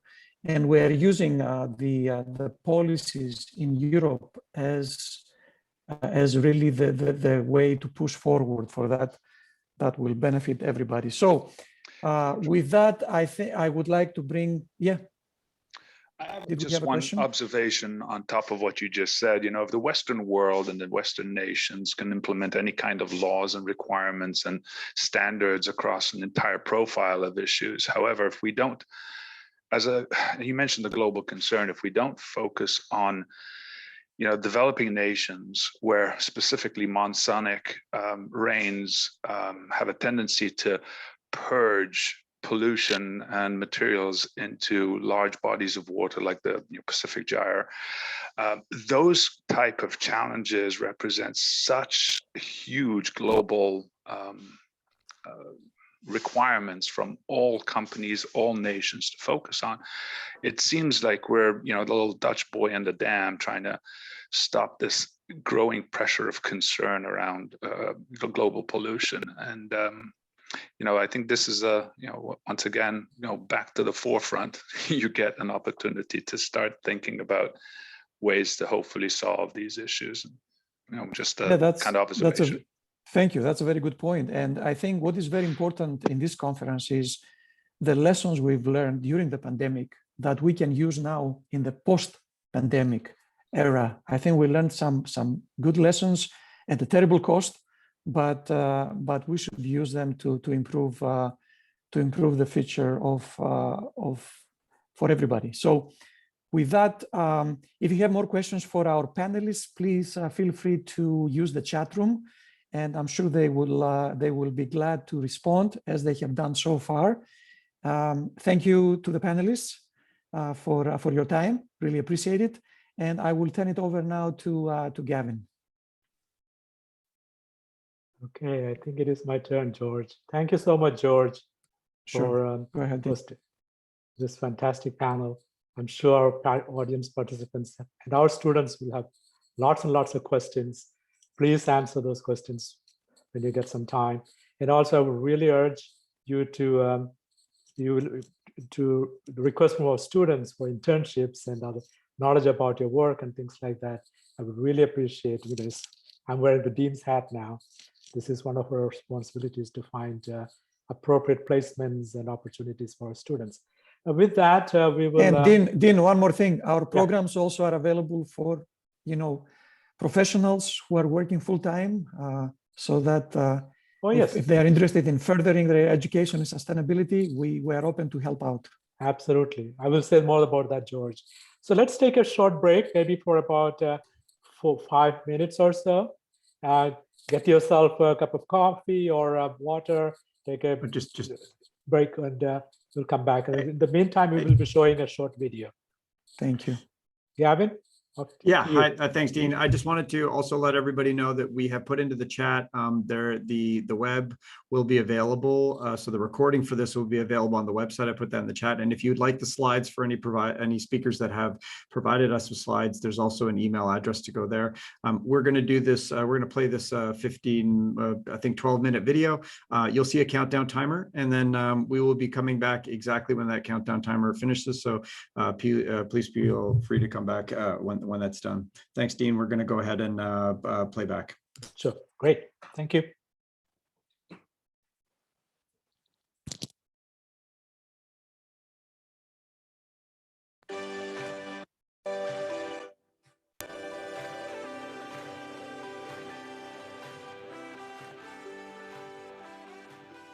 There's a great, big, beautiful tomorrow shining at the end of every day. There's a great, big, beautiful tomorrow, just a dream away. These are the lyrics that have optimistically greeted visitors to Disney's Innoventions in Disneyland and the Carousel of Progress Pavilion in the Magic Kingdom for over a generation. The song was written for the New York World's Fair of 1964, which I visited when I was 3 years old. And I guess it had a huge influence on me, because here I am over a half-century later, still singing it, and still trying to make that beautiful tomorrow go from dream to reality. Walt Disney moved his operations from California to Florida to try and create his living example of that dream, a flesh and blood and brick and mortar example of systems thinking he called the experimental prototype community of tomorrow, which, though diminished after his untimely death to a mere theme park, still holds the seed of promise that millions of visitors will be inspired to continue striving toward the reality of a Tomorrowland that we will wake up to, that will finally realize the promise and the progress our application of the few nexus thinking we are learning can theoretically guarantee. I also moved my operations from California, where I lived off-grid as a graduate student in urban planning at the urban experimental prototype community called the Los Angeles Eco Village, proving to myself and our neighbors what was possible, to Florida, here, where I'm now involved in several projects in the Tampa area whose realization of true sustainability and justice are also just a dream away. The first of the projects is one I wake up to every morning, so I get to blend my night dreams and my waking dreams each and every day. Here at the Rosebud Continuum on a lake in Land of Lakes, Florida, I'm living right next to the place where we can live our dreams. It's a quick half-hour drive from USF directly north. The family that owns this property, Sonny and Marianne Bishop of the Irvin Bishop Construction Company, know all about building dreams because they build things for a living. Right now, they're working with the local community and with the graduates and students and faculty from the Patel College of Global Sustainability at USF Tampa to create a center for environmental education best practice that will welcome school kids and lifelong learners from all over the world. It's called the Rosebud Continuum, because Irvin Sonny Bishop, a former NFL football star, grew up on the Rosebud Indian Reservation, a member of the Lakota Sioux First Nations. The idea of the Rosebud Continuum is to work together to find real solutions to the kinds of problems that, for example, Native Americans have faced and are still facing today on the reservations, and which are afflicting and affecting and will continue to affect more and more people around the world if we continue to view the world as a zero-sum game, and if we break the cycles of food, energy, and water regeneration. At Rosebud, we've been invited to bring the Solar Cities solution front and center, turning food wastes into fuel and fertilizer and growing healthy food again along with the clean energy that they provide. As you can see over my shoulder, We've built the first 2 of 3 Puxin Chinese-style community biodigesters out of cement, something that Bishop Construction specializes in. These are some of the first pieces of the sustainability puzzle to go in, because we believe that biodigesters are literally the guts of any system, the perfect food, energy, water nexus, the solar plexus of a solar future, and our desire to create solar cities around the world. We see biodigesters as the missing piece of the sustainability puzzle. At Rosebud, we have 3 different types of biogas system. The first are these 10 cubic meter Puxin Chinese systems, showing 3 different ways to build them. Above ground, like this. This one is what we call our domestic dragon. And then we have the second method, which is half buried like this, so kids can look inside, kind of like Snow White's wishing well. And we intend to decorate it like a wishing well. It'll also have aquaponics going on inside that kids can see. And the third type, completely underground, like this one over here, which you can't see because it's completely underground, so we can put toilets above them. Yes, biodigesters are the best way to deal with toilet wastes. They're kind of like a souped-up septic system that eliminates sepsis and turns poo into fuel and fertilizer. Now, each of these cement biodigesters can take a barrel of restaurant waste, like these big blue barrels you see here, which we're getting now from Beef O'Brady's restaurant up the 41 highway here. We grind the restaurant waste in this 1 horsepower InSinkErator food grinder, which you may know from home as a garbage disposal. And then we pour it into the digesters like this.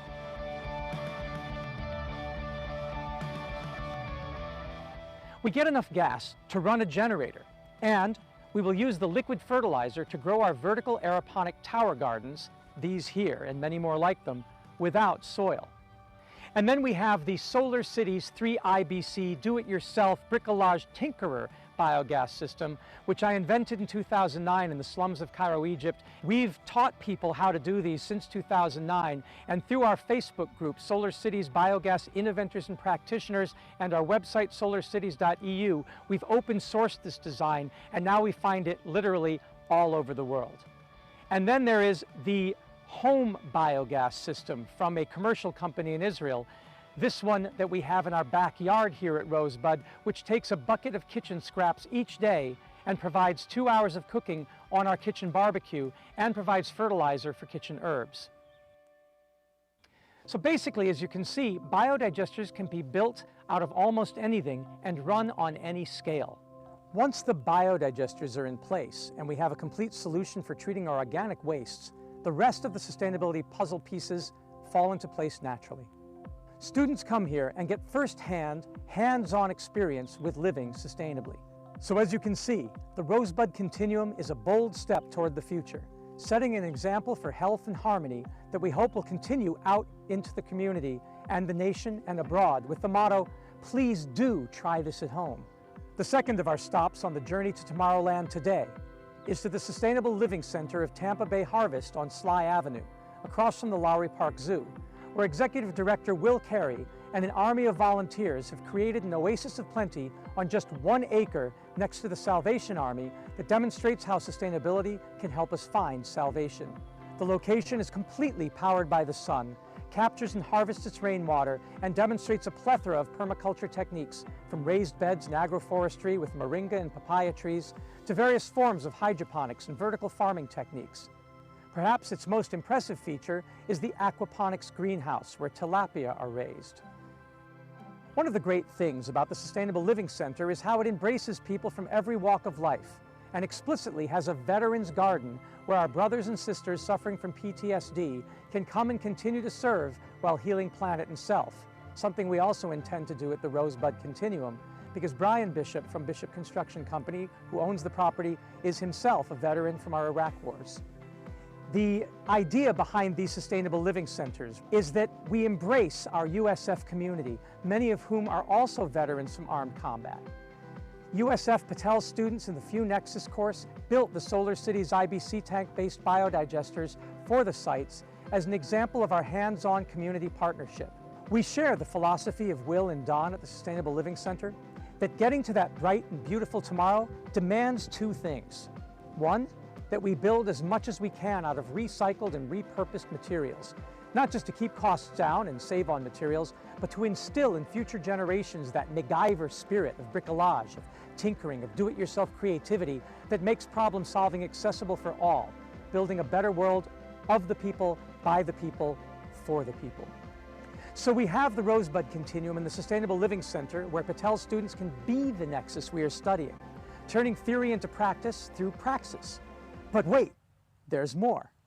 Just down the road from USF on Florida and East 127th Street, only 3.6 miles from the college, is the Faith Lutheran Evangelical Church Community Garden, run by Reverend Dr. Russell L. Meyer.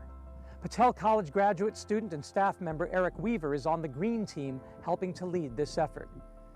Besides raised bed agriculture, our students and those of Blake High School work jointly to build the first.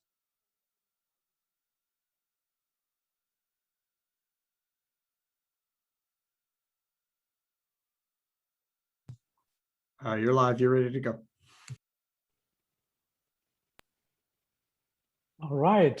I hope all of you had a short, nice break. You walked around, got a cup of coffee or water. That was an amazing video produced by T.H. Kulhain, one of our faculty members. At Patel College, we not only just teach, but also we practice. So we call ourselves not only a do tank, a think tank, but a do tank. Our students get a hands-on experience in practice in sustainability. Now, I'm sure you can get more information about that on our website or contact one of our professors or directors of admissions, but I will say more about that. Now, let us get back to our program. We are starting now with a presentation on biomedical from Emmerich, Victoria Emmerich. And I invite Sharon Hannah West, our colleague from the Mumma College of Business, to introduce the speaker and moderate the session. Sharon? Thank you, Dean. Recently, I had the pleasure of talking to our next speaker at length about her work, and I can tell you that she's a most impressive and committed individual. Victoria Emmerich has a PhD in biochemistry and certifications in project and change management, as well as Lean Six Sigma. Over the last 25 years, she's focused on strategic operations, continuous improvement, and enterprise project planning. In her current role as the Global Head of Sustainability Strategy and Operations for Bristol-Myers Squibb, Dr. Emmerich is responsible for developing innovative approaches to advance ESG sustainability awareness, commitments, efforts, and investments across the entire global Bristol-Myers Squibb enterprise. She's particularly focused on helping to create the change needed to address the health disparities and racial inequality present in our rapidly changing communities. Today, she's going to talk to us about driving sustainability in the face of COVID and all that 2020 has brought to bear. Dr. Emmerich.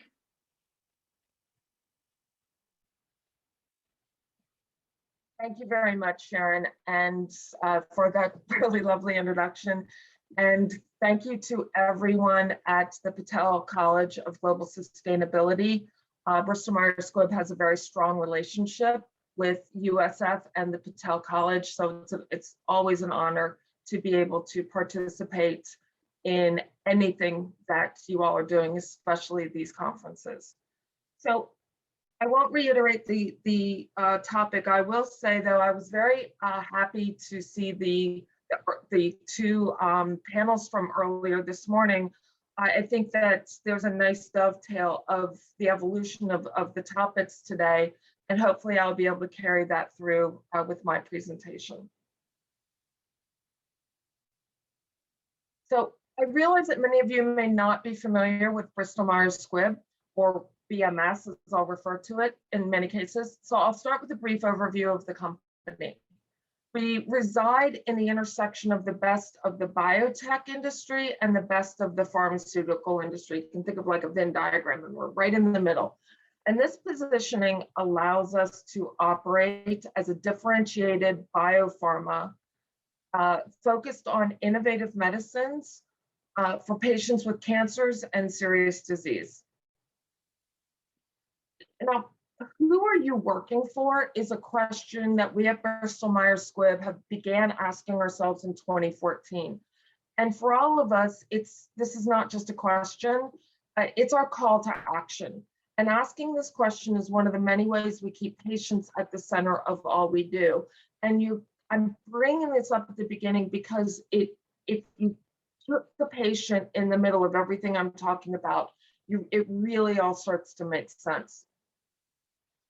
One of the things we understand very clearly is because when it comes to the needs of our patients now and in the future, no matter how hard we've worked in the past or how hard we're working today, there's always more to do. And that holds true for sustainability, ESG, CSR, however you want to think about it. Our focus on patient-centric innovation has resulted in leading treatments for a wide range of cancers and also for cardiovascular and immunological diseases. Now, these may not be familiar product names for you, and actually I hope they're not, and I hope that continues. But if you find yourself or a loved one in need of a Bristol-Myers Squibb medication, I hope you come away from this discussion today with a better understanding of who we are and how we are working for our patients from a very multi-parameter approach each and every day. So I was asked, as the rest of the participants, to speak about how we responded to COVID-19 with a focus on sustainability and resiliency. And as I thought about the best way to approach this topic, I realized that I needed to describe our response from the lens of 2020, not just the lens of COVID. We all recognize the wide range of challenges created by COVID, and each of us experienced our own unique challenges, be they individual, familiar, or within our jobs or organizations. For Bristol-Myers Squibb, we needed to ensure the continued supply of our medicines to our patients and ensure uninterrupted support to healthcare providers. We needed to protect the health, well-being, and safety of our employees, and we needed to be able to respond to unmet patient needs that arose as a result of COVID-19 impacts. Those readily translate due to loss of unemployment and loss of health insurance. Examples of our response on this slide are broken down into 3 different pillars. Our entire 30,000 plus employee base continued to work full-time during the COVID shutdown and also during all of 2020. Whether they be on site, where we had about a third of our staff continued to work on site globally, or working remotely. Our clinical and commercial supply chain teams proactively booked alternative means for moving our raw materials and products to our markets and our clinical trial sites. We either initiated or joined numerous cross-industry collaborations, and I'm showing examples of 2 here on this slide. One is that we collaborated with the National Institutes of Health, or the NIH, and a broad number of other industry, not-for-profit, and public health organizations to ensure the development, manufacturing, delivery of diagnostics and treatments for COVID-19. And we joined the Accelerating COVID-19 Therapeutic Interventions and Vaccines Initiative, or ACTIV. This initiative was established to develop a national strategy for coordinating COVID-19 research. At the core of our being, we are about driving innovation. So we did not let COVID stop us from continuing to drive innovation within our own core values, our core value chain or in portfolio. We also expanded beyond our current portfolio. And we did this by gathering the global license to develop, manufacture, and commercialize the Rockefeller University's novel monoclonal antibody treatment. This is a novel therapy for post-infection of COVID as well as a potential prevention from from infection. And it aligns very well with our strength in immunological response and immunological diseases. We also addressed early on in the pandemic when the impact of a cytokine storm was identified, and that's the trigger of the immune system that kind of is one of the determining factors for, do you get COVID and recover, or do you get COVID and end up a very serious situation on ventilators? It's not the only reason, but it's one of the contributing factors.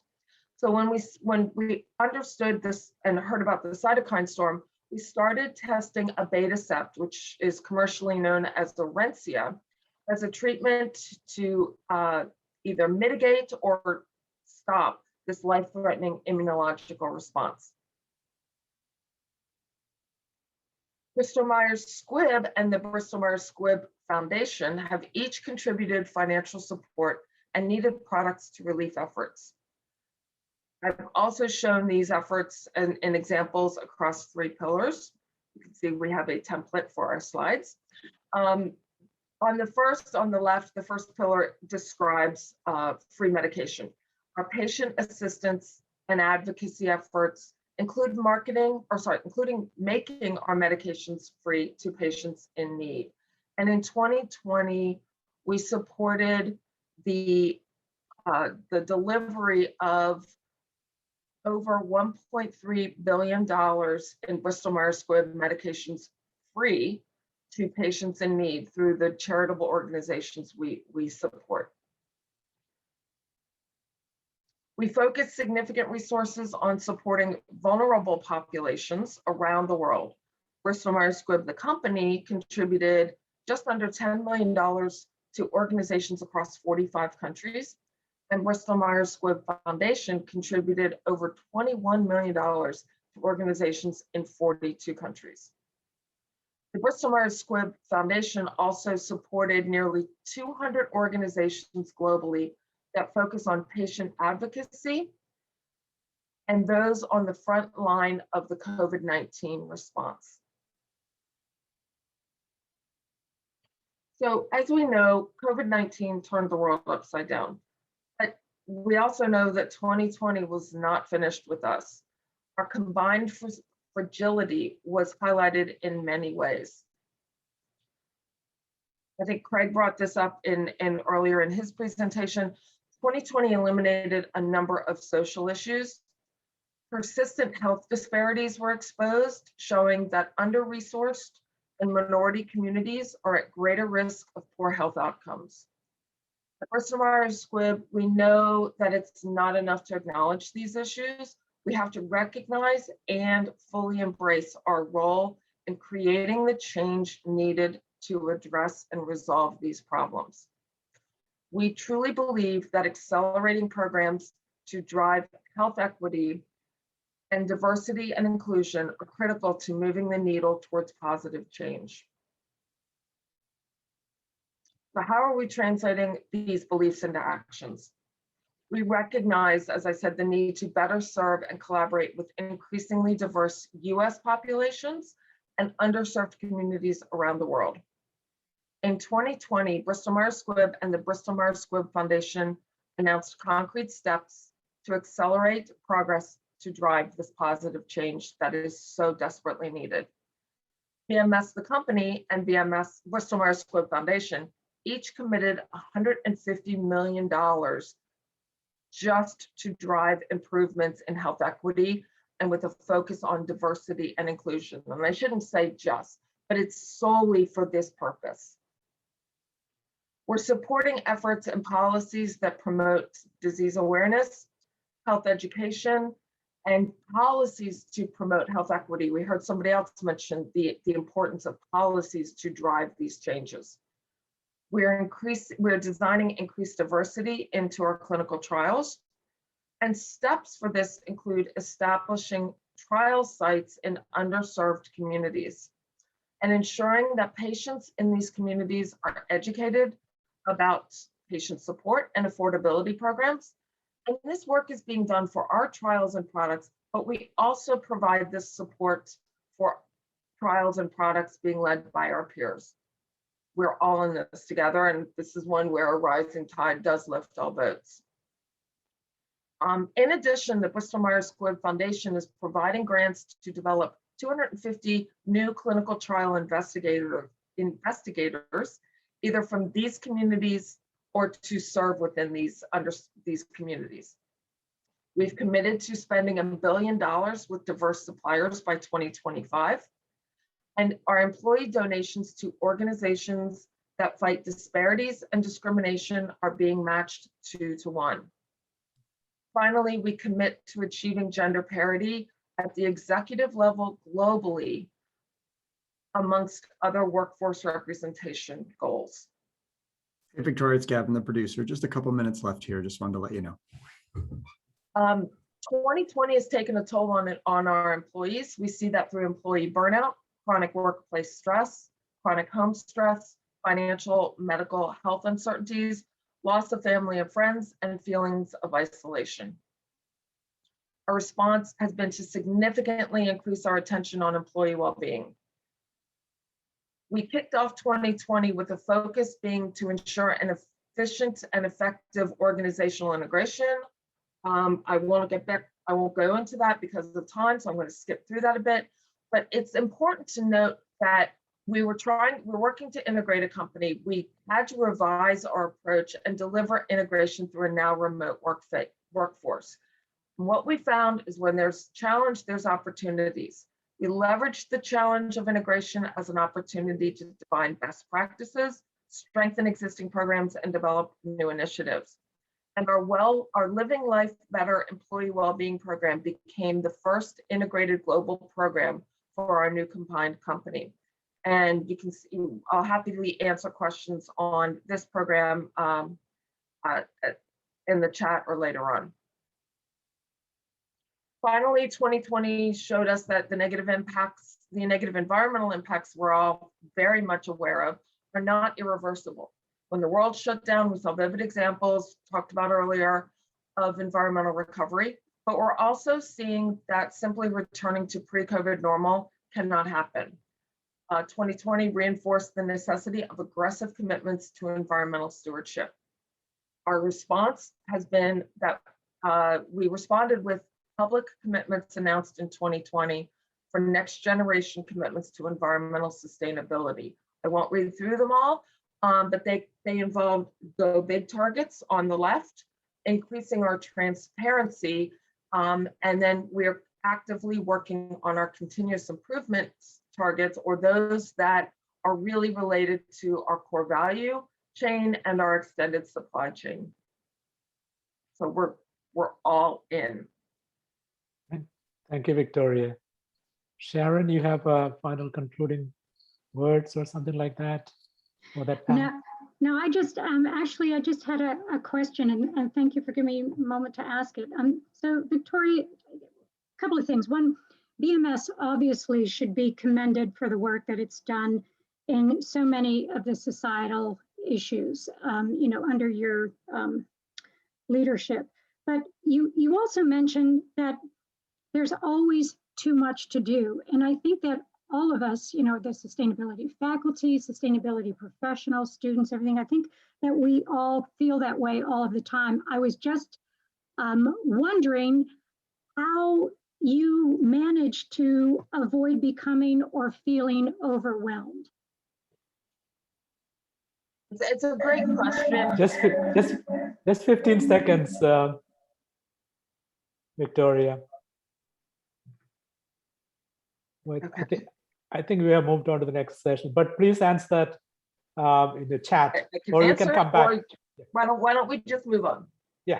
Okay. All right. Thank you. I'm sorry about it. Well, let's move on to thank you, Victoria and Sharon. Sharon, obviously, of course, is the director of our Sustainable Business Concentration. Now let's move on to the next presentation by Jay Bolus, who will be introduced by Dirk Libers, who is our director of the Entrepreneurship Concentration. Dirk, Stage is yours. Thank you, Dean Parayo. It's my distinct pleasure to introduce to you the next speaker, Jay Bolus, who is the Vice President of Sustainability at the Intertape Polymer Group. Jay Bolus is one of the most authoritative speakers on the human and environmental impacts of products and materials. Using his extensive knowledge of cradle-to-cradle design applied to products and materials, Jay has the unique insight required to understand a company's global supply chain, to inventory, assess, and optimize products. As president of MBDC, a firm co-founded in 1995 by architect William McDonough, his passion is working with product development teams to add business value through continuous improvement. Jay has worked alongside companies on product optimization, including with CNA, whom Jay worked with to create a line of cradle-to-cradle certified fully compostable t-shirts. He received his Bachelor's of Science in Biology degree with a business minor from the University of Richmond and his Master's of Science in Environmental Engineering from the University of Virginia. So Jay, the floor is yours. Over to you. Thank you, Dirk. I appreciate that. And I also appreciate the opportunity to speak to folks today on what's probably my favorite topic, and that is cradle to cradle and sustainability in general. So let me go ahead and share my screen.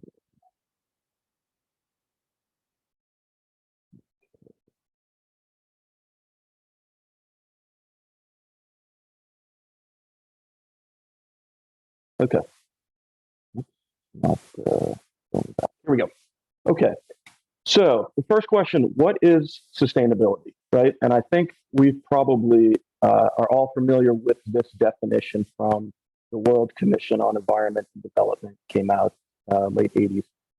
And they said sustainable development is basically meeting the needs of the present without compromising the ability of future generations to meet their needs.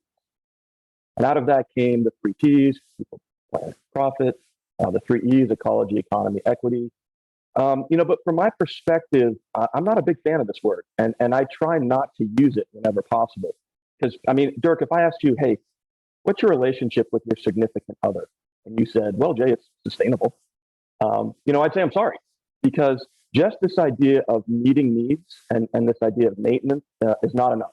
In today's world, we need to go beyond just meeting our needs. And that's where cradle to cradle comes in. So just close your eyes for a second, and I want you all to imagine a world where waste is food, where all materials are healthy and safe, and it's 100% cleanly, renewably powered, and where consumption is actually a good thing. That is cradle to cradle. So the vision of cradle to cradle is to inspire and promote innovation and quality products in a way that positively impacts. Again, it's positive impacts. It's not maintenance, and it's not reducing negative impacts.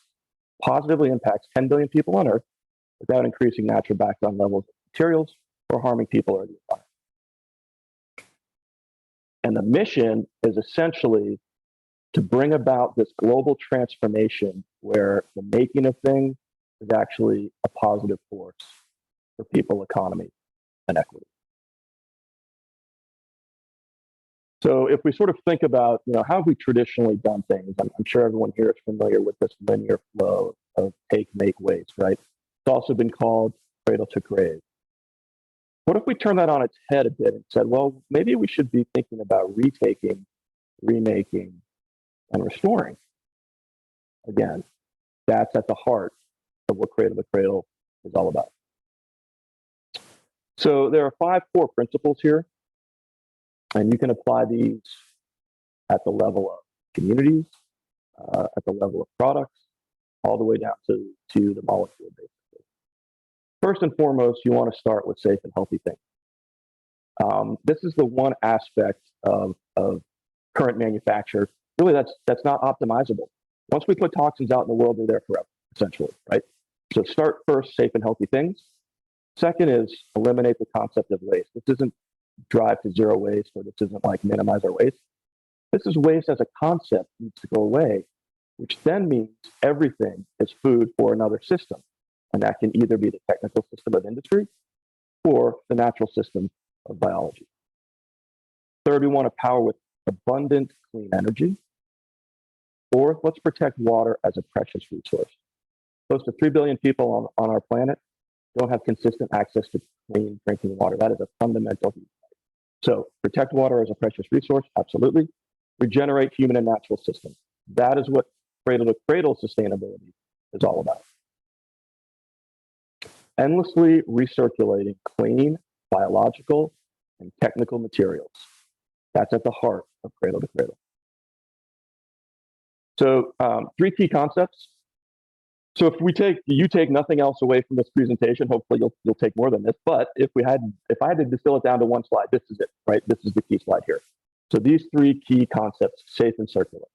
We've heard a lot about the circular economy. That's nice. That's one aspect of cradle to cradle, or one aspect of sustainability. If you're circulating toxins, that's probably worse than not circulating them at all. So we want to make sure we're circulating the right things. And that's why safe and then circular is the first principle of cradle to cradle. And circularity occurs really via 2 different systems. There's the biological cycle, which is going to circulate those things that are safe to return back to nature. And then there's the technical cycle, which is going to circulate those things that shouldn't be found in nature, but are valuable materials for industry. So we need them both to operate side by side in order to have a truly safe and circular economy. Second aspect here is the concept of continuous improvement, right? We're not going to get there overnight. This is probably going to take forever, but that's the point. We want to get a little bit better each day. We want to wake up saying, hey, today I'm going to be a little bit better than I was yesterday. What we don't want to do is wake up and say, hey, today I'm going to be a little less bad than I was yesterday, right? Because that's not very engaging, and it's not something we want to be telling our kids. Hey, I was less bad today than I was yesterday. So it's about continually improving, getting better over time. And then the last aspect is less bad is not the same as being more good, right? By definition, less bad is still bad. You're just doing less of it. We want to flip this on its head, and let's start talking about how can we be more good instead of just, hey, how can we minimize the negative things we're doing to the planet and to each other. One of the sort of visual representations of this continuous improvement and more good versus less bad concept is this upcycle chart that we created a few years back at my old company, NBDC. And really what this is about is, here are the 3 steps to really any project you're undertaking related to this area. Inventory, assess, optimize, right? Understand where you are today. And if this is on the product level, look at the inputs you're using to make your products, put them through some kind of assessment filter. Cradle to Cradle has one built in around material health. And then take the things that are good and put them above the line. And take the things that are bad that we want to reduce and put them below the line. So that we can plot our trajectory up and to the right, which is what every business manager wants to see in their chart, right? We want charts to go up and to the right because that means we're growing. So let's grow more good. While at the same time, we're doing the less bad things. Because let's be honest, those are absolutely important. I'm not saying don't do them. What I'm saying is that's not the whole story. So let's make the switch as we reduce our reds to more green. So I also want to talk for a second about just the world of environmental product certifications, because Cradle to Cradle is both a design paradigm philosophy, and it's also the foundation of a global product certification program. And if you sort of think about, hey, what does the universe of environmental certifications or sustainable product certifications look like? I mean, this is actually a small subset of the number of individual certifications that are actually out there in the world today that represent some aspect of sustainability or environmental impact. And so, hey, what are we supposed to do? Well, I want to talk about the difference between single attribute certifications and multi-attribute certifications. If you look at most of the programs that are out there today, they would fall into that single attribute bucket, right? We've got Leaping Bunny. Hey, that's all about animal testing. We've got a bunch of organic labels. I just picked USDA as one of them. And that's about sourcing and how products are grown or how raw materials are grown. We've got carbon-free, carbon neutral, net zero certifications, and those are all about carbon footprint and things like that. Not that these aren't important, because they very much are, but they're focusing on one particular aspect of sustainability. And hey, you know what? If that aspect resonates with your customers, absolutely, pursue the certification. The problem is, as impacts a change or issues, some become more important than others. We end up kind of chasing our tail in this constant search for, hey, what is the next single attribute certification that reflects either our values as a company or the things that our customers are looking for. And so, you end up with like 30 of these things slapped on your product, and it's like this NASCAR jacket that like nobody really understands what exactly you're talking about. So we think about like multi-attribute certifications, right? These are very few and far between. And I think the one that certainly has floated to the top is the cradle to cradle product certification. So, a couple of key aspects. It is multi-attribute, and there are multi-levels of achievement. I think both are very important. It's applicable to all industry sectors. Again, this is important because you're looking at a sweater or you're looking at a can of paint, they've each met the same basic requirements if they're certified at the same level of achievement. And, anybody can apply: materials, sub-assemblies, finished product. EPA, part of their environmentally preferable purchasing program. It's recognized by major retailers like Walmart, Walgreens, Target, Amazon. And it's, speaking of constant improvement, this program itself is constantly improving. And so there's a new version that will go live here July 1st of this year. So I did mention that it had multi-levels of achievement, right? It starts with basic, the bronze, silver, gold, and ultimately the platinum. And it's multi-attribute.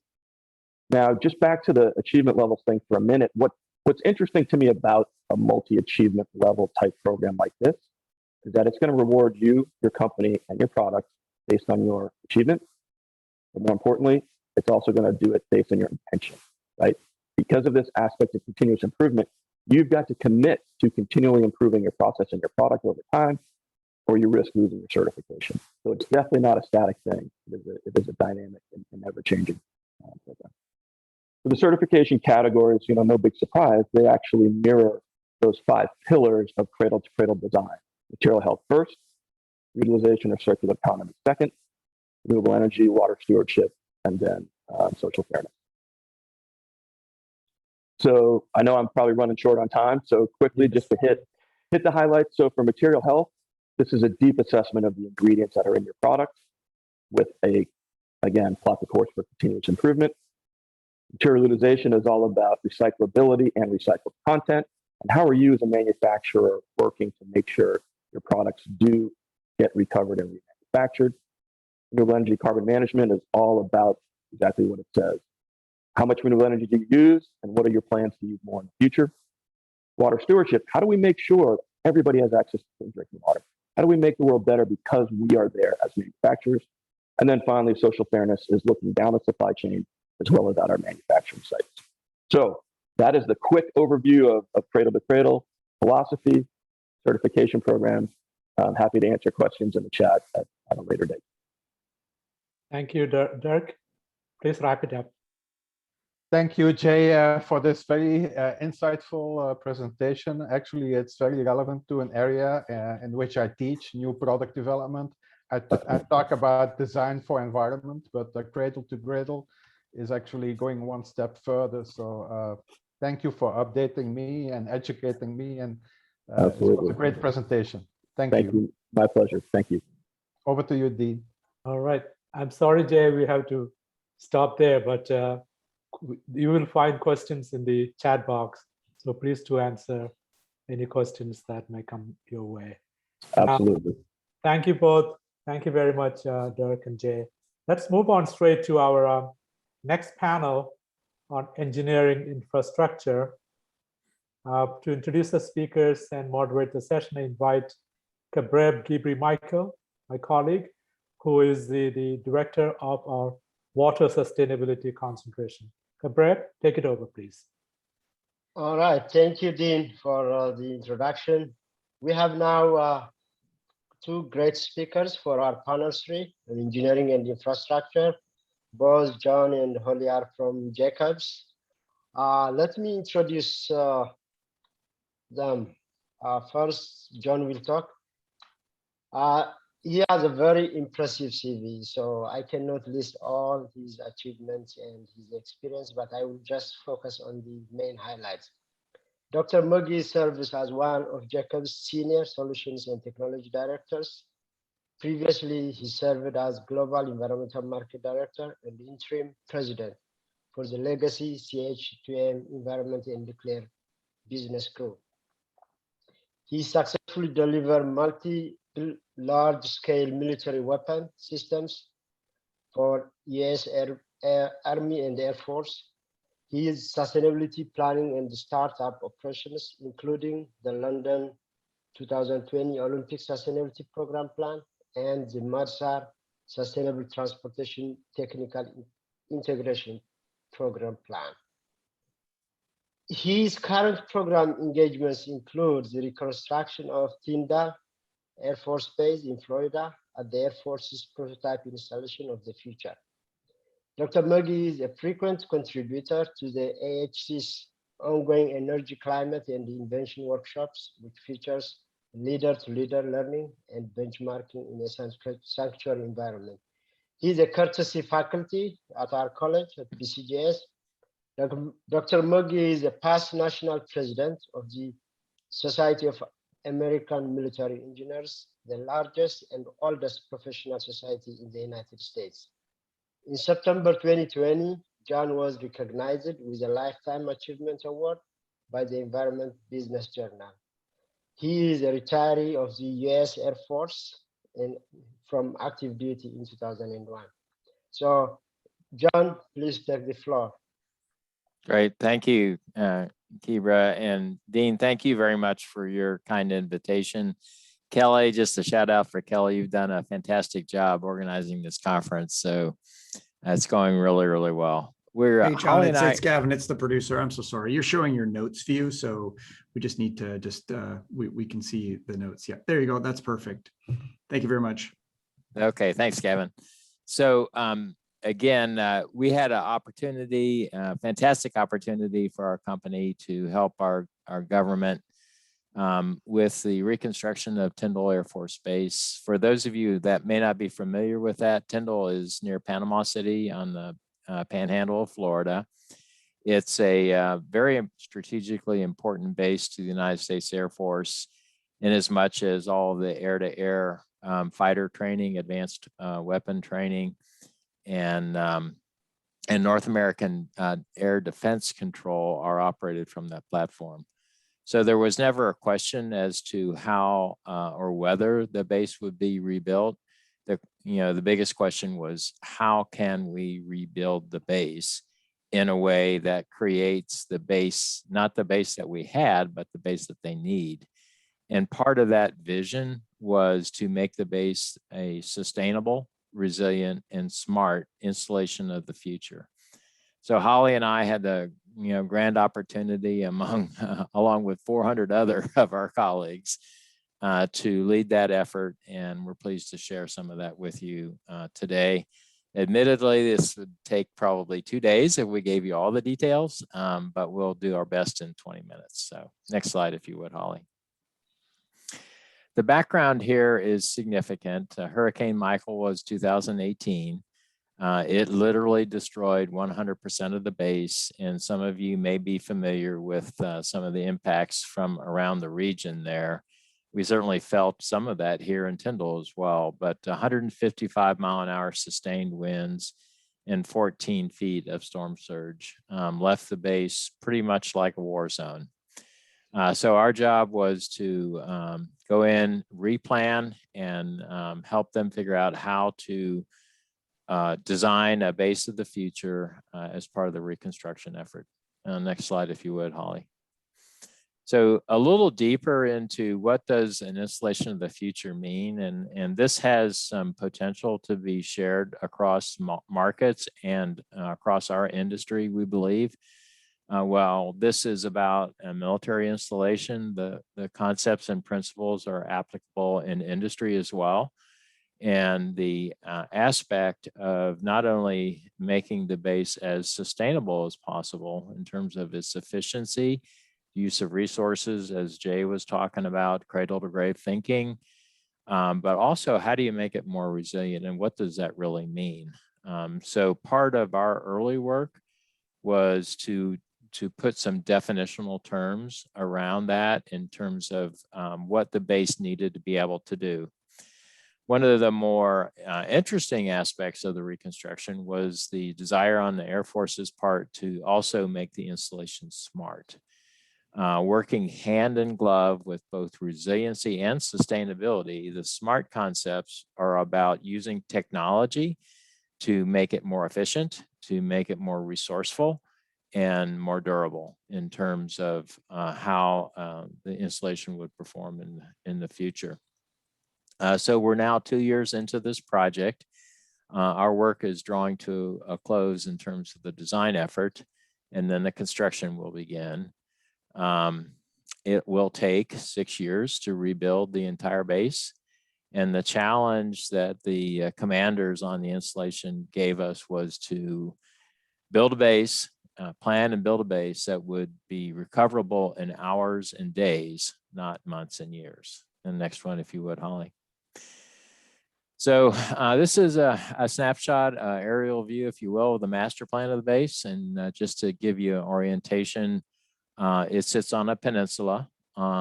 It's bifurcated by US 98. The north side is called the airfield. The south side is called the support side. And the white buildings are the ones that were salvageable from the hurricane, where structurally they were still sound enough to repair and rehab. And then all the other elements there are part of the new construction effort. The future home of Tyndall will be to 3 F-35 Lightning fighter aircraft. Those are the most advanced fighter aircraft our United States Air Force flies. And there's a future mission of an MQ-9 Predator, which is a training mission for unmanned aerial vehicles that our country uses in combat. And that mission is yet to unfold in terms of its entire announcement and requirements. Go to the next one, if you would, Holly. So I wanted to talk just for a second about frameworks. So Jay just gave us several really great frameworks to think about from a cradle to grave perspective. This is yet another framework for an engineering environment where we're dealing with built things, whether it be infrastructure or buildings, and emphasize how important it is to think about the reconstruction in terms of 2 other aspects that a lot of people somewhat take for granted, and that is the people and the land. So to bring the sustainability and the resiliency concepts forward, we had to broaden our thinking beyond the infrastructure and the buildings to really embrace the mission in terms of the people, the families, their health and wellness, their mental and spiritual needs, and then future forces in terms of recruitment. And then also from a sustainability perspective, all the traditional thoughts of how best to use the land in a protected way that values resources, values nature, and brings those things to a prominent position more so than in the past. So this framework is what guided our thinking in the planning. And I think it's a usable framework in just about any kind of built environment scenario. And next one, please, Holly. So a lot of decisions. You can probably argue in a program that has close to 128,000 deliverables. 128,000 deliverables. there's a lot of decisions to be made. So this framework also kind of guided our thinking and brought the economic aspects that all of us as taxpayers, care a lot about. What was our baseline going to be? How could we stretch to get to better? And then where possible, what is achievable in terms of best? And so a stratified approach to decision making, all of which was aimed at trying to get as much sustainability, resiliency, and SMART incorporated into the reconstruction as possible. Next one, if you would, Holly. So we were successful in this. We're very pleased to share this information, because typically it's not an aspect that people hear much about. So looking at the overall program, we were able to develop a programmatic economic analysis of the investments to be made. And this, I might add, is a $4.2 billion investment on the part of our government and the military to make the base sustainable, resilient, and SMART at the levels that we agreed to try to achieve. The incremental investment to do that was developed in terms of the should cost exercise for each of the projects. And we were able to determine that by driving forward in all three areas of resiliency, sustainability, and SMART, and using that as our decision-making framework, the incremental costs in terms of lower major replacement costs over a 30-year period, a lower annual operating and maintenance costs over a 30-year period would give us a net present value that would pay back in 11 years on a 30-year investment. So a very favorable return on investment from a built environment perspective. The Air Force accepted this argument. They used it to underpin their investment decisions, and it was supported throughout the higher headquarters review of the program. So we're really excited about this because it allowed the thinking to prevail that while sustainability and resiliency and SMART are very desirable, they cost more, and many times people just are not willing to pay. So it's a very important model and an opportunity to use perhaps going forward in other environments. The next slide, please. So all of this is only possible with a set of standards and that are based on the performance the installation is supposed to derive. So the next step in our work was to create the installation of the future performance standards and the facility and the actual built environment facility standards that would guide all of the architect, engineering companies and construction companies that are working now to affect all of the construction. So the next part of our presentation here, Holly will provide and give you some more detail on what that looks like and how it works. Holly. Thank you, John. Well, I had the distinct pleasure of working alongside John on the Tyndall Rebuild program. For the record, he originally asked me to come there for 6 weeks, and I was there for 18 months. So it just kept building and building upon itself as we got engaged, and has been some of the most exciting work that I've been able to do in my 25-year career as a master planner and landscape architect. So as John mentioned, we really had to set the standards of what did more resilience, more sustainable and SMART solutions mean. So we started with defining the performance standards across those systems. So we looked at all of the natural and built environment, so buildings, utility systems, stormwater, vegetation, and land performance, and we put key performance indicators on those across each system. So that really allowed us to get agreement with the Air Force in the way that the base would perform. And then we could design guidelines and standards that would roll into the design packages to go to the architects and engineers that were doing the 35% design packages and then the 100% design packages. So all of these solutions were intended and purposeful in being drivers to design. And so I think that's important because many times you see some of these metrics being established and they're not characterized or driven towards the intention of immediate construction. In this case, we knew what the rebuild program was. And so we could be very purposeful in terms of what we were providing in terms of guidance. So we developed these performance standards, and then we rolled that into a set of very detailed technical guidelines. And this pyramid that you're looking at indicates all of the levels of information that we sorted and processed and compared against not only what the Air Force needed to construct, but the exact location of where it was going to be constructed. And so it was very tailored and customized to the Panhandle location. But I also think it would be very valuable for, really Florida and the Gulf of Mexico, and particularly the Panhandle area. So we've been talking about this program, at Seaside in Florida and at Panama City SAME event, which is the Society for American Military Engineers. So this is getting a lot of traction. And as John mentioned, it's really applicable across many industries and locations. So what we started with was there really is a lot in the market, and we were just listening to the cradle to cradle discussion in terms of certifications and industry best practices.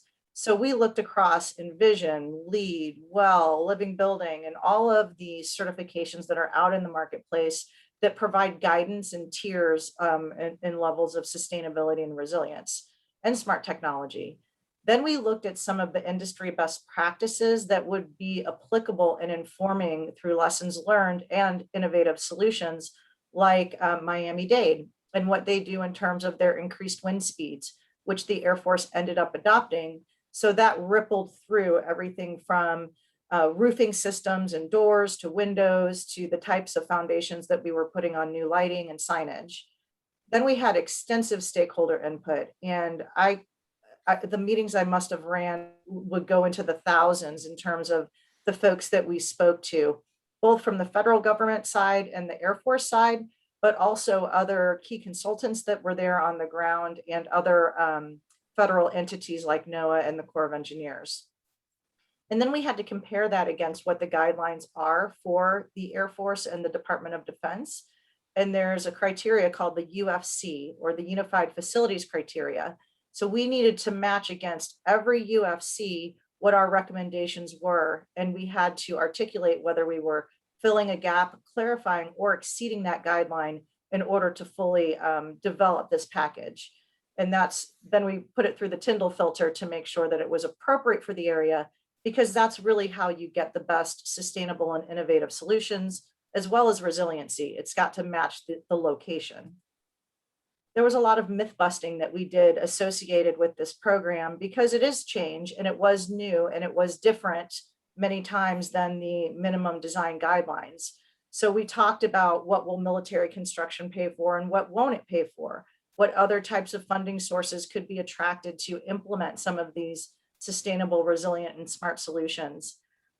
We talked a lot about the value of landscape and natural capital, and how engineering with nature solutions and nature-based infrastructure is viable, it's affordable, it's maintainable, and it's a better solution while it still gives you the same outcome as gray infrastructure can.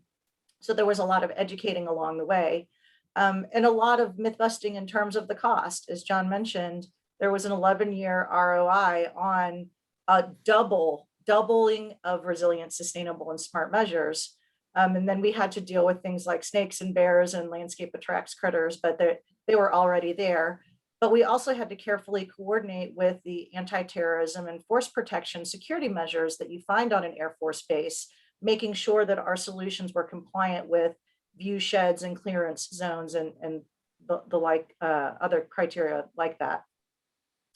So these are some examples of some of the solutions that came out of that were really innovative in terms of the shift from what you traditionally see on a military base to an installation of the future, which is much more integrated, it's much more walkable and livable, and it feels like a community and a city.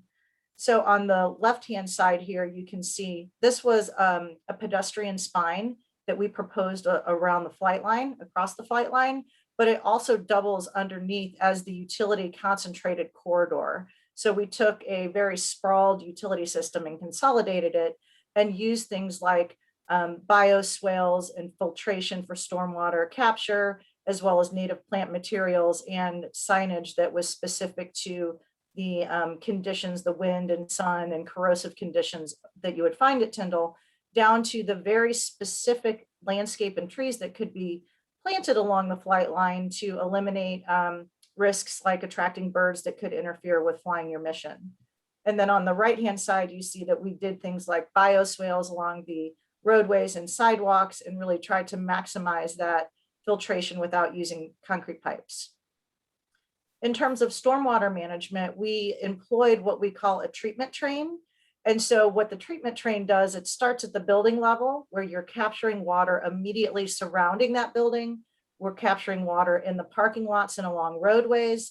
And then we're creating these shallow basins that become more of the regional stormwater treatment areas. And instead of them being that very engineered kind of a steep slope with a fountain inside of it that you see typically in Florida, we employed what I call the muffin versus pancake solution. We did the same volume that we needed to treat, but we created shallow basins that were vegetated that had all kinds of co-benefits beyond just the stormwater treatment. We also used all native plant materials and coordinated very closely with fish and wildlife to make sure that those species were what they wanted. Then there was a lot of attention to the coastal zone and increasing coastal resilience, because that's really their first line of defense in mitigating storm surge and that water energy that would be inbound. So the integrated land management approach was very purposeful and had the intent of mission assurance and making sure that as the base was being built back stronger, we were being purposeful in looking at the future of sea level rise and climate adaptation. There was a high degree of intent in terms of pedestrian mobility, connectivity, and how to encourage a walkable environment so that you could reduce the dependence upon vehicles. And so we did a very careful analysis.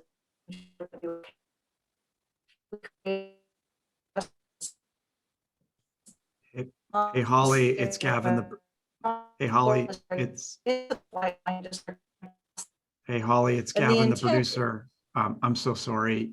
For the last 20 seconds, you really broke up. We couldn't hear anything. If you wouldn't just mind repeating it quickly, I'm so sorry. That's okay. That's okay. So talking about the pedestrian mobility framework and making sure that there was a walkable environment that encouraged people to get out of their vehicles and would also allow us to ratchet back on some of the parking ratios that were required. This is shown in the picture as this dark orange line that goes through the support district. It crosses a new overpass that's being constructed by Florida DOT, and it spans the length of the flight line. And the intention there is that it promotes a walkable environment where people really lessen their dependence upon vehicles, and also it's pleasant, it's enabled with smart technology so that it could become an autonomous people mover in the future. And that's shown here on the left. The phase 1 is really for pedestrian mobility, but phase 2 has that autonomous enabled capability. So we didn't do the autonomous in phase 1, but it's smart enabled. Then looking at the sidewalk, bikes, and trails, we really paid close attention to, again, the people spaces and how to encourage gathering and what I like to call collaboration through collision. And so we made sure that there were safe pedestrian crossings and there were attractive nodes around those trailheads and those biking facilities. And then going back to the coastal zone, we were very, very aware and sensitive to the delicate nature of that environment. And so all of the materials that we were proposing, from the types of boardwalk materials, the types of lighting that you would have so that it wouldn't disrupt the habitats that use those coastal environments, to the types of signage and site furnishings, to ensure that we were protecting really what is an extremely valuable piece of natural infrastructure and one of the base's #1 lines of defense. it's also some of the most pristine Florida coastline that I've ever seen. And I live in St. Petersburg, so I see beautiful beaches all of the time. So just finally, to quickly go through the coastal resilience, as John mentioned, they're on a peninsula. This is an elevational drawing that you see on the top left-hand side. And anything that's not shown in a color is what was viable to construct new buildings. So out of the 30,000 acres that compile the entire land holding at Tyndall, there was a very small fraction of that that would actually meet the new design flood elevation that was set by the Air Force, which is 19 feet on the support district and 14 feet on the flight line district. We also mapped out all of the watersheds and broke them into coastal resilience districts so that it would be easier to manage doing subscale planning along those geometries and geographies. And then there were pilots established for the coastal resilience that were testing applications to increase resiliency, and if they showed successful, would be ramped up into a full-scale project. And finally, we took those pilot project areas, which are shown here in the blue, and we went into a program called OTA, or the Other Transactional Authority. And the intention there was to really attract and magnetize other funding sources and partners in here, which has been highly successful. And so we articulated a series of improvements and projects that would appeal to those different stakeholders, whether it was coastal resilience and flood risk reduction, revegetation and sustainable landscapes, stormwater management, wildlife habitat, recreation, or what they call MWR, which is morale, welfare, and recreation, and pedestrian connectivity and mobility. And then in closing, we have been successful in helping the Air Force attract over 30 organized stakeholders that have come in and really collaborated from, University of Florida, University of Georgia, Friends of Shell Island, DEP, Bay County, and many others. NOAA and ERDIC from the Corps of Engineers has been critical in terms of partnering with us on that. And we're have launched a website called tyndallcoastalresilience.com. There's also a tyndallifs.com website where you can find all of those materials. And we're happy to talk about those at any time. So in closing, we can take some questions if we have time left. All right, thank you, John and Holly. I think this was a very, very interesting presentation. I learned a lot from that. And also the fact that this is challenging in terms of having the requirements, very, very strict requirements in terms of resiliency, sustainability. But at the same time, it is a great opportunity that you have kind of a blank sheet to start from. We don't find these opportunities often, so this was great. I didn't want to interrupt the flow, but I want to say something about Holly to introduce her. Of course, she said a lot about that. She is a principal at Jacobs, providing planning services to a wide range of public, private, and federal clients. In 25 years of practice, she has perfected an integrated planning and delivery approach. She leads large, diverse teams of planners, architects, and a full spectrum of engineers and technical experts with strong foundation in facilitation, coordination, and communication. She has a focus on resiliency planning, either as a preventative or recovery service for large-scale plants who are experiencing vulnerability to natural or man-made disasters, particularly as it relates to climate change. So with this, I just want to open the floor for questions from the audience. I'm not sure if there were any in the chat. I didn't see any, but maybe Holly and John can take a quick look in the chat just to make sure that I didn't miss any. And usually the dean has a question as well too. Sure. I'm always here to ask questions. It's my job. Well, to both of you, to John and Holly, in terms of the larger, the lessons that the rest of civilian society can learn from your work, in terms, I mean, there's always a history of people learning from the military service, which is always taken as the some kind of a standard model. So is there something that others can learn from your work? If you would like to say on that. Yeah, thank you, Dean. That's a great question. And I think given more time, we could actually bring those principles to bear. But from a planning and a design perspective, I would like to think the team has been able to distill future design and planning principles that that do respond to a world that needs to address sustainable outcomes, that needs to be more resilient, and has the opportunity to enable smart systems. And those principles are a large part of what we developed in terms of the actual thinking behind the designs and the planning. And hopefully, we'll get a chance to share those with you and the college in a future course. Of course, that's my intent, right? I'd also wanted to comment, I forgot to mention this when we started, but as Holly mentioned, it's a 2-year effort on our part.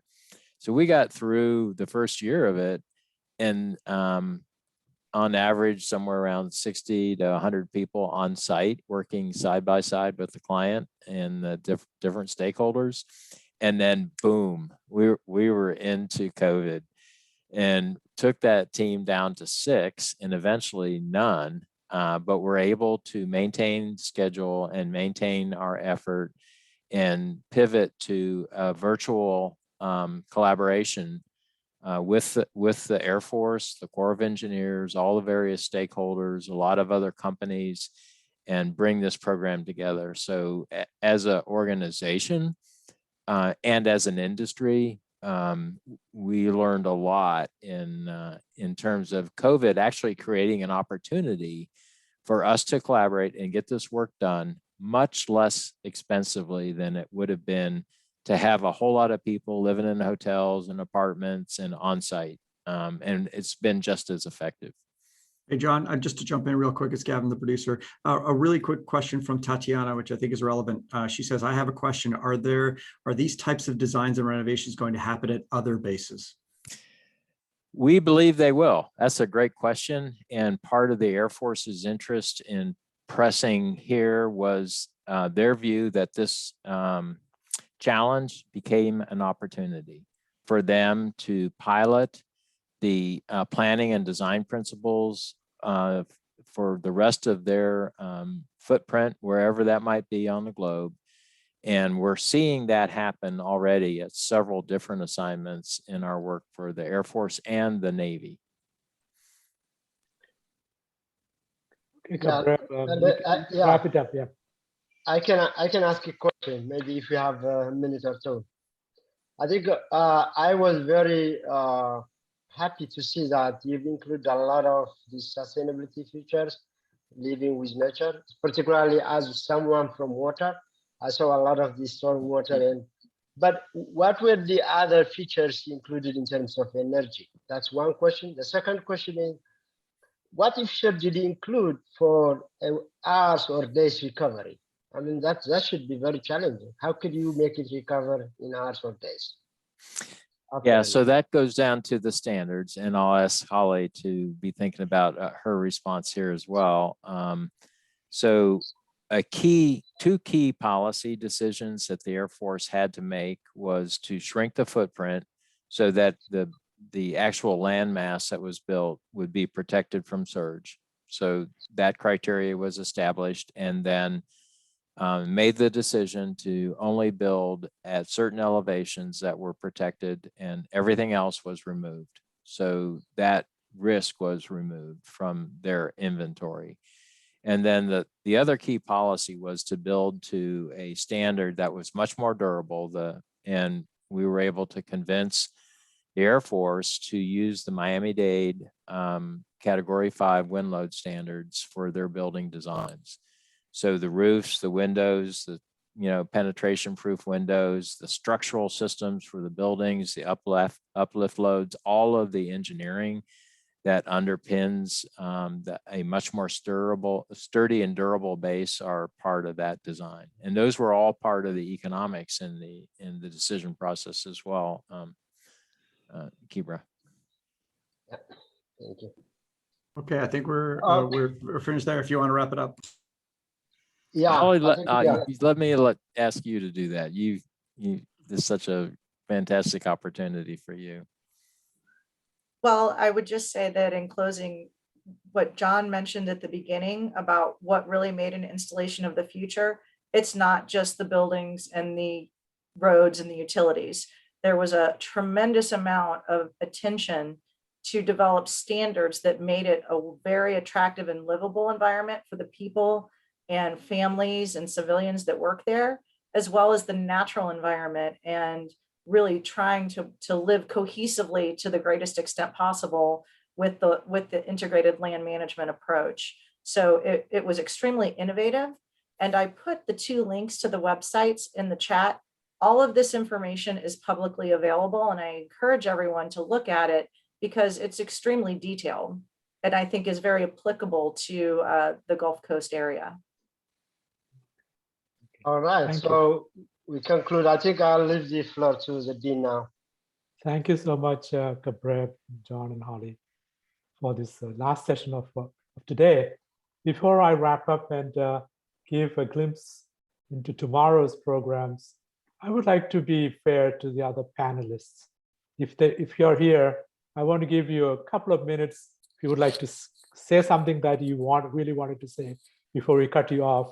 So if anyone out there who might still be there.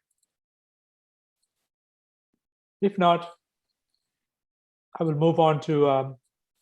We can also do it tomorrow, Dean, if you want. Yeah, of course. Yeah, that's right. Yeah, when we start tomorrow, I'll be going over some of the highlights of tomorrow.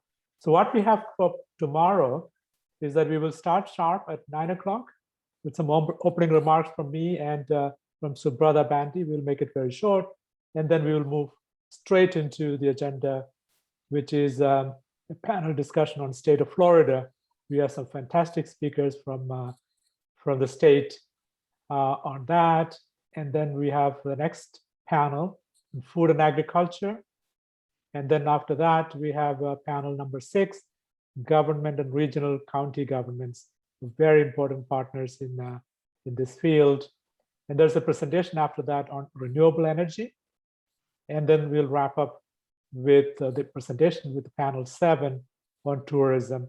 And all these panels will be moderated by our faculty colleagues in the college.